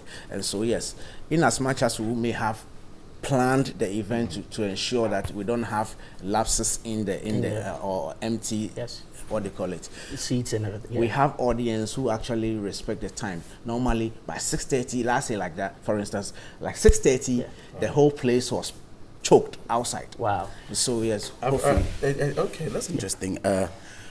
I know that programs like this, with all the class of people that are going to be there and everything, is definitely going to be very posh. So people will be expecting some huge amount. But I want to know, how much does it cost to be part of the fun? It's just 100 cedis per. Oh, 100 that's Ghana. very cool. That's very, very affordable. Exactly. That's so affordable. Yeah. 100 Well, Ghana. real quick, Coded, have you already picked what you want to work? Because we know you kill it all the time. I mean, this man then Shada is just like Ghana and Madagascar. No, definitely we'll be there to. Yeah, we'll be there to. So you already have what you're wearing already? Oh, definitely. I know. So you get your next year Shada stuff already for any event that is coming. Coded is always on point like that. And real quick, let me say, shouts to man Coded right here. He has something coming up for next. This Sunday. Yes, 23rd. This Sunday. Okay. On the Spinkters Road. Is happening opposite the Bachana Total Filling Station. Okay. Yes, I'm unveiling my new, You born where you? Yes, I'm unveiling it as it's fit code. When you see over here, the writing is over here. Okay. Yes. Wear all the dresses. But the most important thing right now, the RTP. Right. Where is the venue? So yes, we'll it's actually happening at the conference center, Accra International. It's always been happening at the Accra International Conference Center. I think the only year that we did the event at the banquet hall was in the first year. Okay. So after the banquet hall, we did the dome of the Accra International Conference Center, and then we moved to the main conference center. Yes, with great performances as well. Okay. So yes, we will be having Okonfo Kwade. Amazing, amazing. The return of Okonfo. I remember 2 years ago when we announced that he was going to perform on the show. Yeah. Yes, many people didn't believe it because of the perception that they had at the time. Yeah. But you see, for 30 minutes that the man performed, everybody was on their, they were all on their feet till he finished. I always say this, that legendaries are forever, and musicians never die. They only get lazy. So the moment they are back in their craft and everything, it's all about vibrance. And then but looking at the future for RTP, well, how do we see the future for RTP? Yes, so let me just run up with the artists. Yeah, okay. Else others will think that. Yes, you didn't. Yes. So we have Okonfo Kwade, we have Kwame Eugene. Oh yeah. We also have Kiddy. Oh wow. We have Wendy Shea. Wow. And then we have the guy who has the biggest song right now, Eddie K. Eddie K. Oh, okay. Eddie Give K. me dance. Do the dance. Okay. Yes. You're a great artist on there. Yeah. That's interesting. Yeah. So the future of RTP is huge because we actually intend to replicate RTP across the African countries. Sure. Now we are in Kenya by God's grace. We should be in Botswana very soon, and we are hoping to be in Nigeria as well, which we know is a very tough ground, but we are working very hard to be there. And we are, like I mentioned earlier, we are launching the RTP Awards UK this year at the venue at the Accra International Conference Center. Wow. And the UK edition is starting next year. Wow, hopefully it's going to be great. Coded. I think he said it all. He said it all, yes. right? So I'll just say to it that yes, congratulations for bringing it up every year and making it very interesting for everybody to be able to be part of, and it's very good to motivate radio and television personalities and stuff like that. So congrats for putting up a great work. As much as they'll be bashing here and there and everything, let's just keep focused, because I believe that 8 years is not just a thing that you just wanted to do for a while. It's been a long time, right? But the voting is still going on, right? Yeah, voting is still going on, okay. At the moment. So you can have the app, or you can still go go on the online app and select the category of the presenter you want to vote for, and then select the person's name. You click on the vote, and then you have voted. Right. Okay, and now most importantly, I think everybody out there, it's one of the messages that I had early on before coming on the show.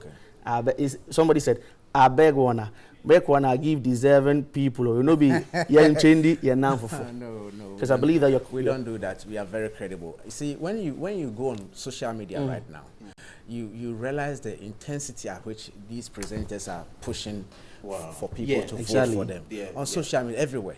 And so they even get musicians to support them, pushing for them. It tells me one thing. It tells me that the people believe in the scheme. They believe that this is credible, and that if you win it genuinely, you'll get it. Exactly. Yes. So yeah, we are all going to push hard and make sure that this year's event also becomes, because every year when we have this event done, you have people who have issues because with every award scheme, you can't satisfy everybody. Exactly. Everybody has their favorite.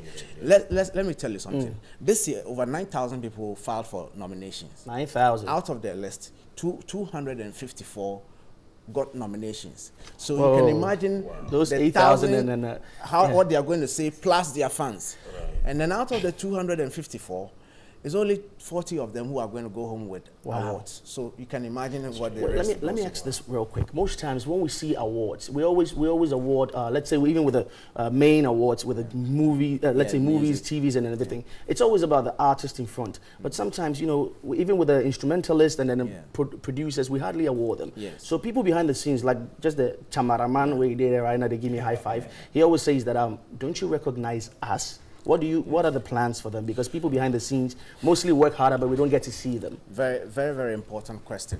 Because of this, we've realized that. So now for 8 years, we've pushed the brand to the very top at the moment where we are ready to be able to bring in more. Okay. So God willing, next year, we're actually launching a whole new scheme for the backliners. Okay. So we have cameras, sound, lighting, directors, news editors, and all.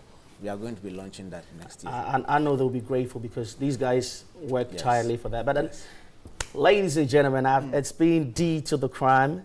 Man here, right, Mr. Prince McKay and my brother from another mother, Coded. Yes, and again, like you said, on the 23rd, that's this coming Sunday. Just opposite Bachelor Total Filling Station. We're launching the Fit Code. It's in partnership with Ironman Supplements. It's going to be a supplement shop with accessories for training, fitness, health, everything. Just come, let's network and then get to, you know, have some healthy food and, you know, get to, you know, network. Yep. You're still watching New Day. And also, real quick, watch out for the Sofa album, Mean Sounds from Africa. It's coming pretty soon. And stay tuned. You're watching TV. Miensa.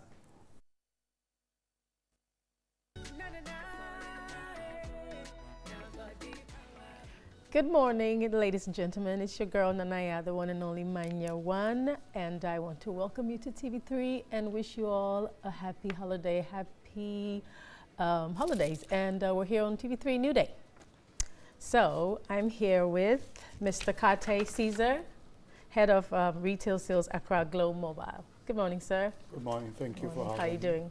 I'm well. How are you too? I'm good. And I have here on my left side the one and only Kofi Kinata, of course, head of Medusa. Yes, of course. And he's an amazing artist, live performer, and he's going to be performing on Saturday. So, anyways, let me leave that. Let's talk about the Glow Mega Music, sir. What is so mega about the Glow Mega Music that we're hearing of it again? Okay, so Glow Mega Music, like we always say, it's the biggest music event where you have all these big stars, these huge stars who have made a mark in the music industry in Ghana and in Nigeria, all coming together under one roof to perform. And we've had one event already at the Fantasy Dome a few weeks ago, and it was a huge success. So it lived up to its name, the Mega Music, right? And so we promised Ghanaians and our subscribers that we're going to bring a second one. And we are there. It's happening tomorrow at the Fantasy Dome at 6 p.m. Okay. And we have all these stars performing. Kofi Kinata himself is going to make things work there. Samini is going to be there. Stoneboy is going to be there. Yemi Alade was on the other one. She's going to come back. Techno is also going to be there. Wow. So Miss V is also going to be there. So you can imagine how mega and how huge it's going to be. It's going to be better than the first one, we promise. Amazing. I'll try and be there. And when and where is it taking place? Well, like I said, Fantasy Dome at the Trade Fair Center, La Accra. And it's 6 p.m. And we're encouraging 6 p.m. We're encouraging everybody to be there early. On time, yeah. Yes, on time, yeah. And how can Glow subscriber attend the show? So if you're a Glow subscriber, all you have to do is simply use up 20 Ghana cedis worth of recharge for voice. And then if you want to do a combination, that's you use 30 Ghana cedis for both voice and data, and you qualify. So as I speak today, people have already qualified and have been invited.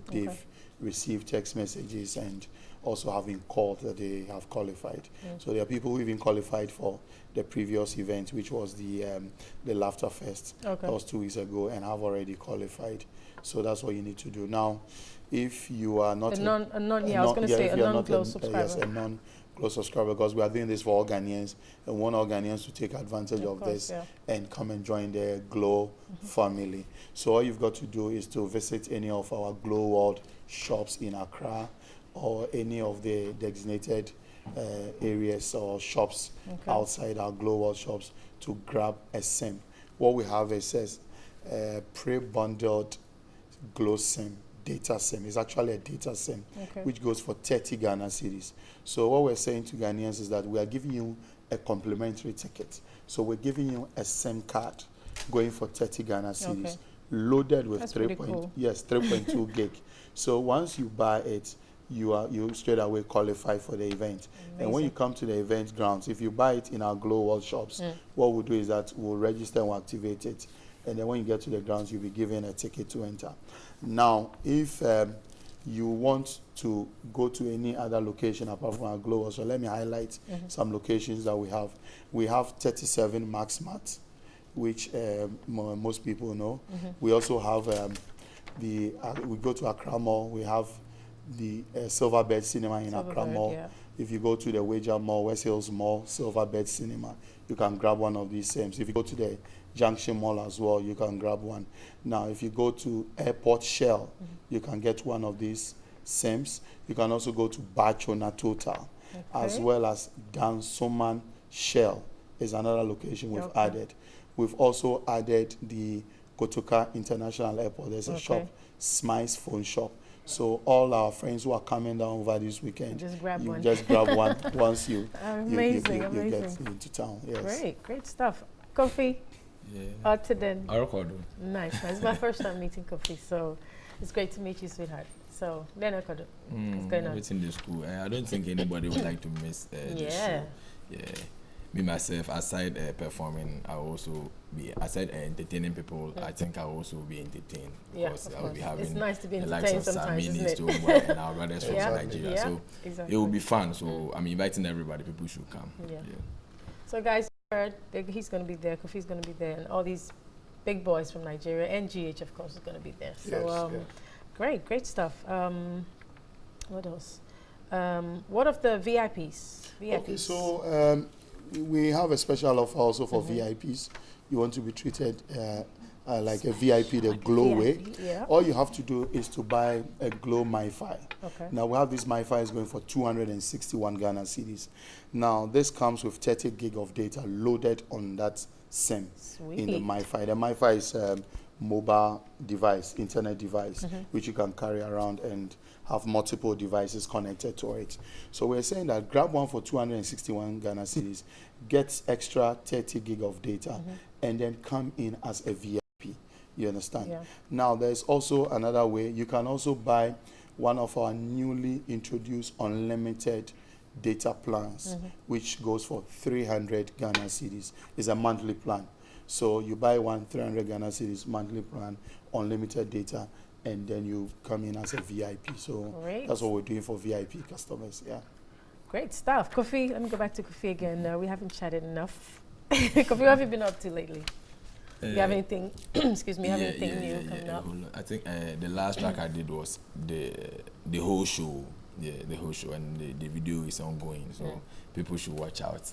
I didn't want to tell them anything, but you made me, so they should watch out. I have a whole lot of tracks in the pipeline, so before December they will hear like 3 tracks. Okay, great stuff. All right, everyone. So I think that's about it for me this morning, or from me this morning. Nanaya, the one and only Manya one, of course, and I have here Kofi Kinata and the man himself from Glow, Kate Caesar, head of retail sales Accra Glow Mobile. And tomorrow, you guys, so you got to be there at the Fantasy Dome, right? Yes, Fantasy Dome, 6 p.m. I am going to try and be there too. Yeah, it's a friend of mine's birthday. Okay. Yeah, his name is Nimwell. Nimwell. So happy birthday, Nimwell. Happy birthday, Nimwell. Great stuff. All right, guys. All right, welcome back to NewDay. Yes.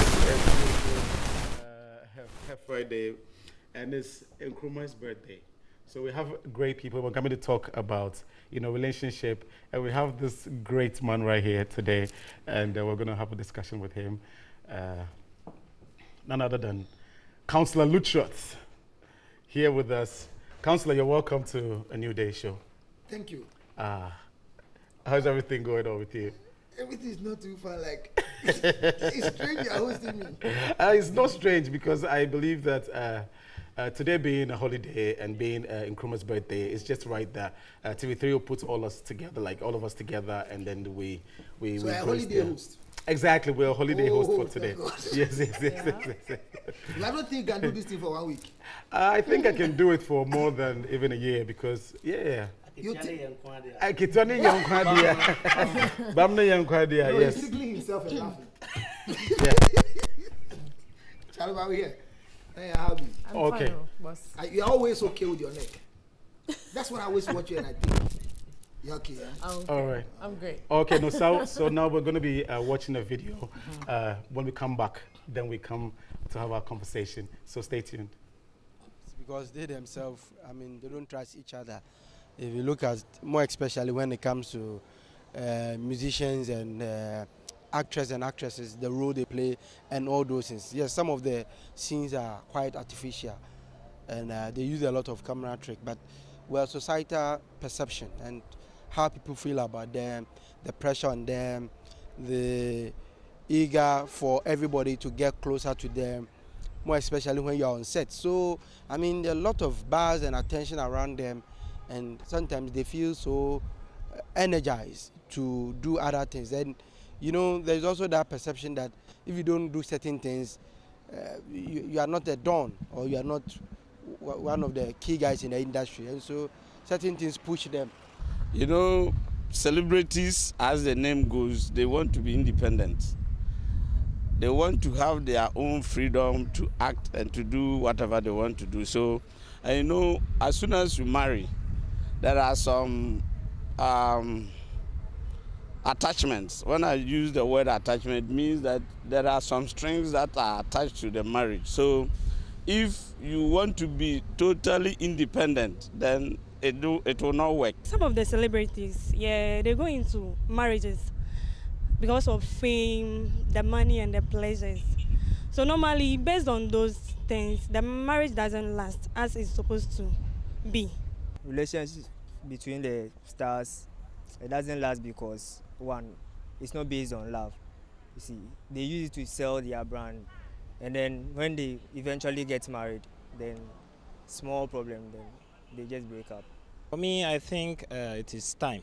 They don't have time for each other, and so marriage is said that you have to nurture it, and if they don't have the time to go into that tangent, it means it's very difficult for them to succeed in marriage. Some of them don't have time for their husbands and the guys too, and it's like they see a whole lot of kind of people, and I think it's time. Marriage is based on principle, and as a married man or a married person, you need to do your part to ensure that your home is secured. Anything that will cause divorce, you do as much as possible to protect the marriage. And because they are celebrities, they have money, they think they are at par with their partners. So when it comes to...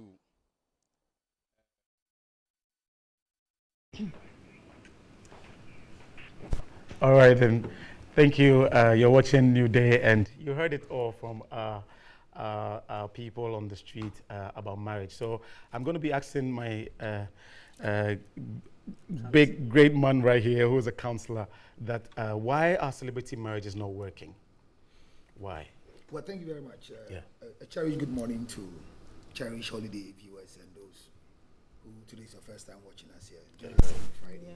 You see, the truth of the matter is that when we say somebody is a celebrity, somebody who has been celebrated, right? One, they are not born to be that. Right. But they came with a particular trait, like your group 774. They are musicians, so Right. it means the actors, the other people. Like you are nobody until you became something within your career area. So we are celebrating you. Right. The challenge is why most of you don't have good marriages, or you are afraid to get married, or you have been dating for long and you are doing B1, B2 alongside. What's B1, B2? B1, B2, B3. You know, when you take first 10 celebrities, female celebrities in this country, 8 of them but are what is B1, wrong B2. with having a baby? Whilst you are not married. Whilst you're not married. You know it's wrong, but you're asking what is wrong. No, obviously, you never plan having a baby. Thank you, so whilst you're not married. Thank so you. It's not. So like it's unwanted. It's wrong. It's unwanted.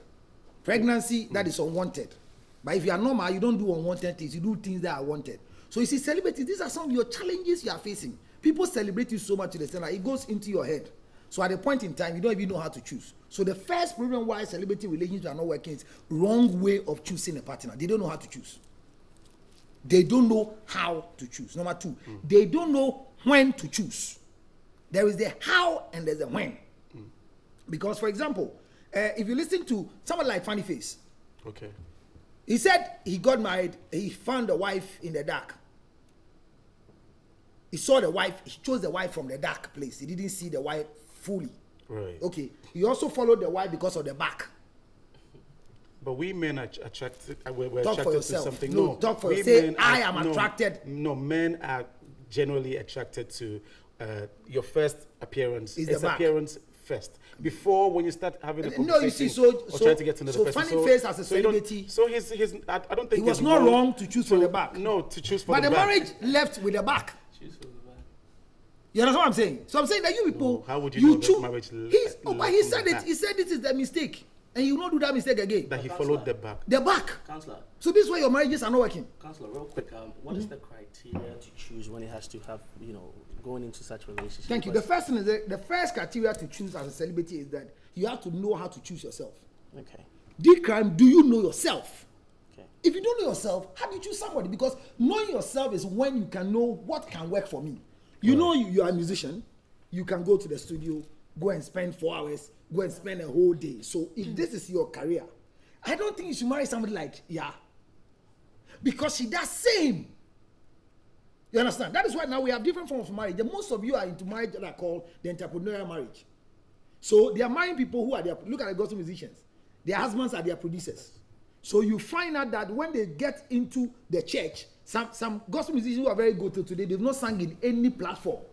They only sing in their husband's church because they are the producer. Producer says go, you go. Right. So it's painful. Some even doing the music awards, they give you 2 tickets. Your manager and you, the artist. Right. So your husband wants to go. If your husband is your manager, then he has a seat. But if he doesn't have a seat and he's not a manager, then, I mean, you see where the thing is. So if you are choosing a partner, you are not choosing a partner based on somebody to help your career for entrepreneurship. But that is the mistake you are doing. So as you ask, you should first discover yourself. This is D-crime. 10 years from now, where would D-crime be? Will you still be relevant and singing? Or by then you become outmoded? Nobody hears your song. Or the point, is that what it is? So if you're not prepared for yourself, to choose yourself, then you can't even choose something. You understand? Yeah. The next thing is that most of you come into the music career with no family background. Explain.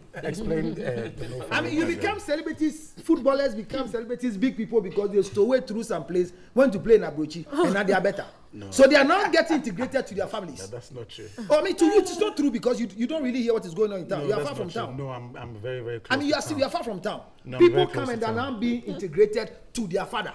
They want to notice their father now. They left their father, they went to play in Europe, and now they become celebrated, and we are celebrating them. So it is not like they lived in the house, grew in the house, and they grew up to become a musician. So the family knows, this is my daughter, this is my son who's going to become a musician. But you become a musician now, and you are bigger than the family. So nobody says, because this is coded. Somebody said, with broad-chested, with nothing. But when you come to the house, you are nothing. You're not coded in the house. Counselor, somebody sent a message on Twitter saying that this man is very bold and outspoken.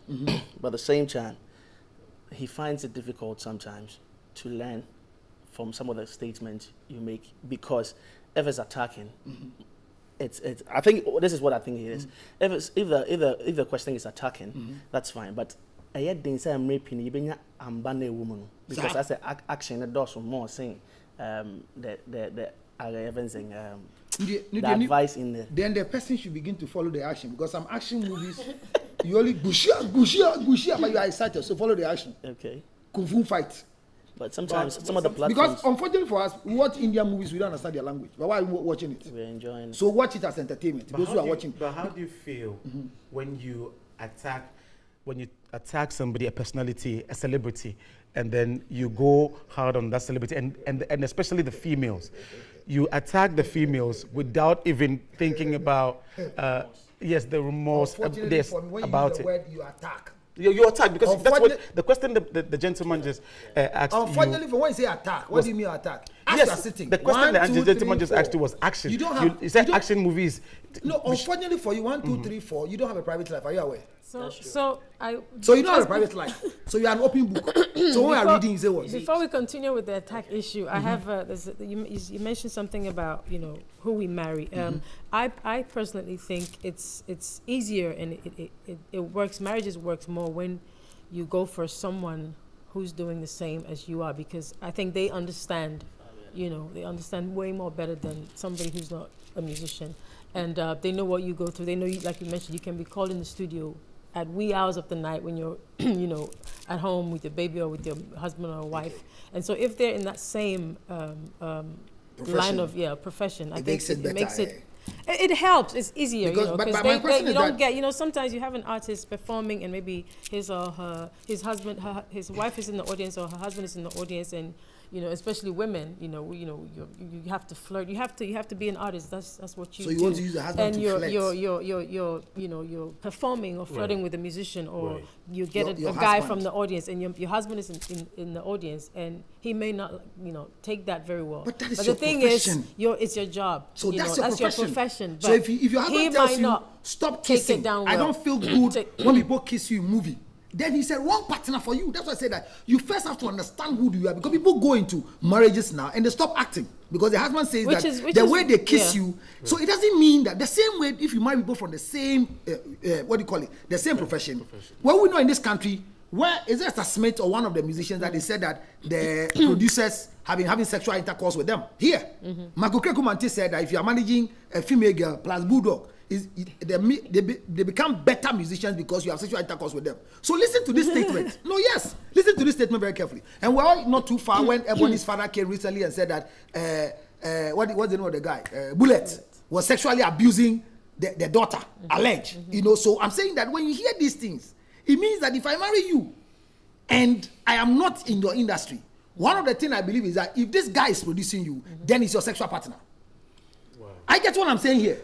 So I'm saying if you want to have a better marriage, the first thing is that you have to know yourself. That's 100%. So when you know yourself, then you can now explain whoever you are going for, who understands what you are doing. But most of the time, you choose people at the wrong time in the wrong place. The wrong place. Once you choose people because you are performing well, also your voice. I don't know how I feel when I see you singing, so they marry you. But your house is not a platform. That's not a good. Your house is not a platform. So you marry someone who's a comedian, and you expect that every morning when we wake up in the house, you should share comedy.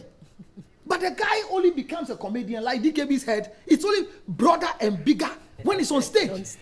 But at home, it looks small. But you can tell DKB you take a seat at home as a wife, and he goes like, "What is that?" But you see him on the platform perform, you say, "Hey, Bola Icho," and he's okay because he's on stage performing. So the celebrities, we are losing the ingredients in you people being good models, because we need to make you good models, but we're not getting it. Look at Kwabla Kwamna.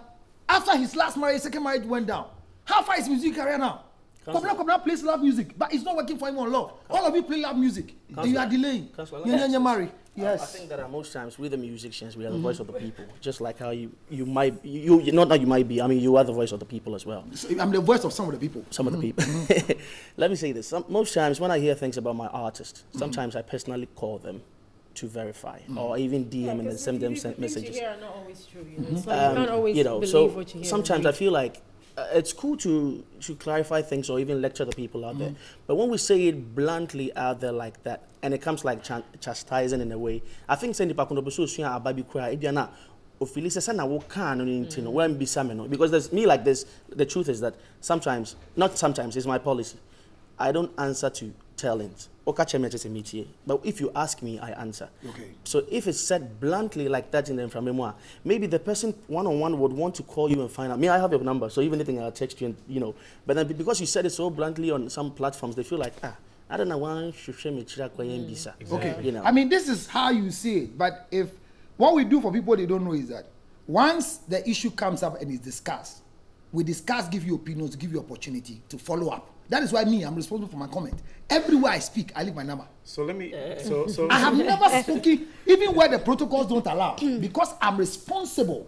So you have a child out there, and they say the child doesn't know the father, and nobody is discussing it, and everybody is saying things against you, and I come out and say, look, for you to set the record straight, it is wrong to have a child, it is wrong to abort, but you have taken the decision to keep the child. Can you come out clearly and tell everybody that the child of my father is the crime, and let the story die?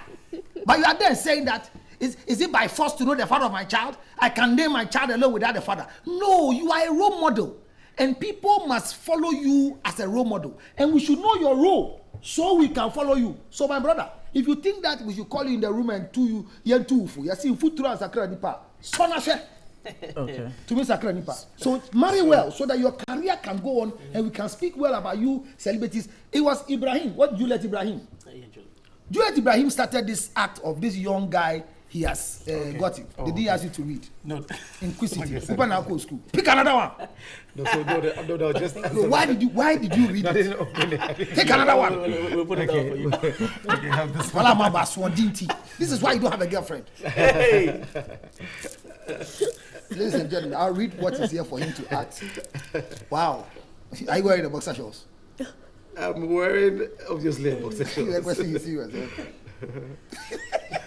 Okay, the question to you is it, who will you marry and who will you date? Right. Shatamichi or Tracy Success?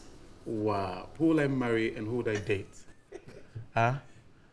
Who would I marry and who would I date? Stop asking the question again. Answer the question. Oh my God. There are two sexy ladies, and to be honest with you, I would marry all of them. Seriously. Yeah. Do you know the names we mentioned? Should I mention the names? Shatamichi and Tracy. They say it's not end. Don't take two. You see your problem why you can't go and marry? No, but why? They say, who will you marry and who will you date? Shatamichi or Tracy Success? Okay, so you date one and marry one. So you know what? What I'll do best is definitely this. I would definitely I would definitely marry. Don't say Shatamichi because Shatawale will finish you. Hold on. Always a left goose. I would definitely marry Shatamichi and then date Tracy Success. Because you're afraid of Sarkodie, I understand. No, so you would date? No, because now she's Mrs. Sarkodie, so you can only date after marriage. You just asked me a question. You want to marry Michi? I will marry Michi. I hope you are watching. And I would date Tracy Success. But are you aware Shatawale has a child with Michi? Are you aware Success got a child with but she's Tracy? a wife, and cheating is part of marriage. So when you decide to have a relationship, that's the wife. Let's respect that. Cheating is part of marriage. What is cheating? Yes. If you're not married, can you cheat? No, hold on. No, if you're not married, you can't cheat. They both have beautiful kids, and that's basically what it is. The question is, who am I going to get married to? And who will you date? Who am I going to date? So you're going to marry Shatamichi? I'll marry Shatamichi. And date Tracy Success? I'll date Tracy Success. Because Tracy... No, you didn't ask me because. You just said, and I've just answered you. Please, okay, cheating is part of marriage. So if you are not married, you can't cheat. So Tracy Success can only cheat. Oh, la la. And Michi can be married because... Oh, la la. Yeah. Dear, yes. Oh, gosh. Okay. Yeah. Don't blush, okay? Yeah. Because I know you can answer this question. Are you sure? Or you've been in this position before. And you prove us right. If you had the power, who will you bring back? Castro or Ebony? Oh, wow. This is a tough one. Yeah, this is a very tough one. Yeah, that's a very tough one. Is it your question? But so I have to choose one. Is it your question? Definitely. Charlie. That's emotional. No, that's so is it your question? Yeah. This is wrong. But I'll my girl Ebony. All the two families are watching. So answer one. I'm sorry, guys. I only get to choose one. So choose one. The families are watching. Ebony, of course. You choose Ebony back. Yes. So Ebony, you come back because of your Castro. Oka. Castro again, oh. Nanaya. Castro, you go. Oh, the cry. I didn't know whether this is what you take. How did you know? If this guy didn't pick this one, wow. Hey, answer. You be very honest. And please be honest here. We are on TV live. Oh man. At what age did you break your virginity? My brother, answer. Among all these, what is the one you chose? Charlie, answer. Wow. Who asked the girl you did with? But we say at what age did they break your virginity? Actually, I mean the question is. I'm sure 18. Oh, yes. please, don't be sure. At what age did you break your virginity? 18, yes. 18 years? Yes. You are sure? Yes, please. In your own house? That's true, 18. And how old was the girl who broke your virginity? I don't know, maybe. But I can remember the age. But I can't remember the age of the girl who broke your virginity. I remember around that time, you know. I remember. So it was not really 18, but around 18. Yeah, around that 18, I'm sure. Because my birthday is on the 20th Oh, so of you- July, so around that year, you know. Oh, so it was a birthday package? No, I'm not saying that. I mean, So, Counselor, sorry, okay, I wanted to go back to the cheating is part of marriage thing. Yeah. Hey, I know you you're say married. you are there? Oh yes, I know you're married, right? So are you cheating, Counselor? I've not cheated yet. Yeah. So you're planning to cheat? No, it's not planning. It will definitely come to pass. Then it means you're not married. Then it means you're not married then. Come again. You're not married, Counselor. No, I've not cheated yet. What you intend to? So you're planning to It cheat? is part of the marriage. So when it happens, Hey. it's normal. If you buy banana, the peel is part of it. You can't separate it. How's your wife going to take this? Like, when you But how will I also take one wife to cheat? It's normal. So you're not expecting her to cheat? No, it's not expectation. Me, it's part of I'm the not. marriage. I'm not. Anyway. Counselor, real quick before cheating, is it with just the body or even the eye cheating or you know sometimes even Bible says that You see, when you watch 2 times. Yes. So 2 times is when you watch. But when you watch the first one and you engage somebody else to watch, it's not 2 times. It's calling attention. I don't understand. Wait. If you watch one, it's not from slow. So the first one I've watched, and I'm working with you, and I call your attention to watch. I'm not watching the second time. I'm continuing my first time. So we both cheated or what? No, I don't understand. we didn't watch twice. So I'm working with my wife. I see something going very nice. Then I see Kai. This is very temptatious and admiracious. Yes. I watch it. The intent I'm using to watch is not the intent of my wife. So when I call her attention, she's watching. So, so she's not admiring what I'm admiring. So I'm using her eyes to change my mentality. I'm admiring. So that is not sin. Okay. So when you ask somebody, but if you no watch sin. twice, it means you've cheated. But so the cheating we are talking about, flirting is not cheating. Okay. Flirting reduces ability to cheat. So learn to flirt. Hey, this one. That's your Yeah. thing. Yeah. Okay. Okay, you. Between the 2 people. Growing up, who was your favorite mother or father? Who was your favorite, your mother or your father? You. Oh, growing up, my father. Your father was your favorite? Yeah. Oh, Yeah. okay. Yeah, my You look father. like a father? Very much. I look like my father. Okay, thank God. So was he a musician? Was your father singing? Was my father what? Singing? No. Did he have girls like the way you are doing My now? father is the girls them lover. Yeah. So it is in the blood? No, it's never in the blood because I'm happily married. I'm happily married. It's a beautiful What is the name TikTok of your girl. favorite partner? What is the name of your favorite partner? I mean, the question is very dicey. So if you don't have one, say, pass it on. Because if What you is don't know, name of your favorite partner, who now choose you? Hey. All the questions they give you. This one. Now you are picking you. I'm nodding. Hey, Jack, right? Pick your second virginity I'll question. Once I I'll wait for- pass. You pass. Think eh? about it. Okay, I'll come back to it. Pick What is another the one once I name go of to my the- favorite? Or you answer. eh? My favorite partner. Partner. Hey, you do. It is when you understand the partner that you can answer. You do. Come back. Oh my God. You crime. Everything you choose It's as a scary. crime. It's scary. Oh, young man. Who will you worship with? Angel, Bishop, Daniel, Owini, or God is good, Dr. Mensa Otabel. The 2 of them. Who will you worship with? Who would I worship with? Yes. Wow. The truth is that I feel, I don't mind worshiping. It is not your mind. Who will you worship with? So I have to choose between the Dr. Mensa Otabel or Owini, the angel. Wow. You've never even thought of it.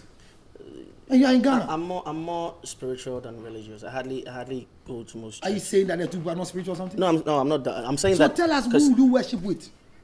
I would say that. Okay, so ladies and gentlemen, it's been fun having Counselor over here and with my brothers. My brother and my sweet sister too as well. D Crime, yes, and then Nanaya, one of the beautiful, yes, Manya One, and all the people that came through the show today. Lord Paper, Kofi Kinata, yes, Prince McKay from RTP, and the beautiful little girl, Queen of Sanitation, actually. Exactly, the sanitation queen. We'll say thank you for coming on the show today, NewDay, and then well, as you say thank you, as well. Remember that for me, I'm very responsible for all my comments and my statements. 0277 609644. In case you are cheating, you want to reduce the speed. 0277 60 96 44. You are going out with somebody's husband, you want to change the man. 0277 60 96 44. But these boys, one day, they will get married. I am married, so I'm happy.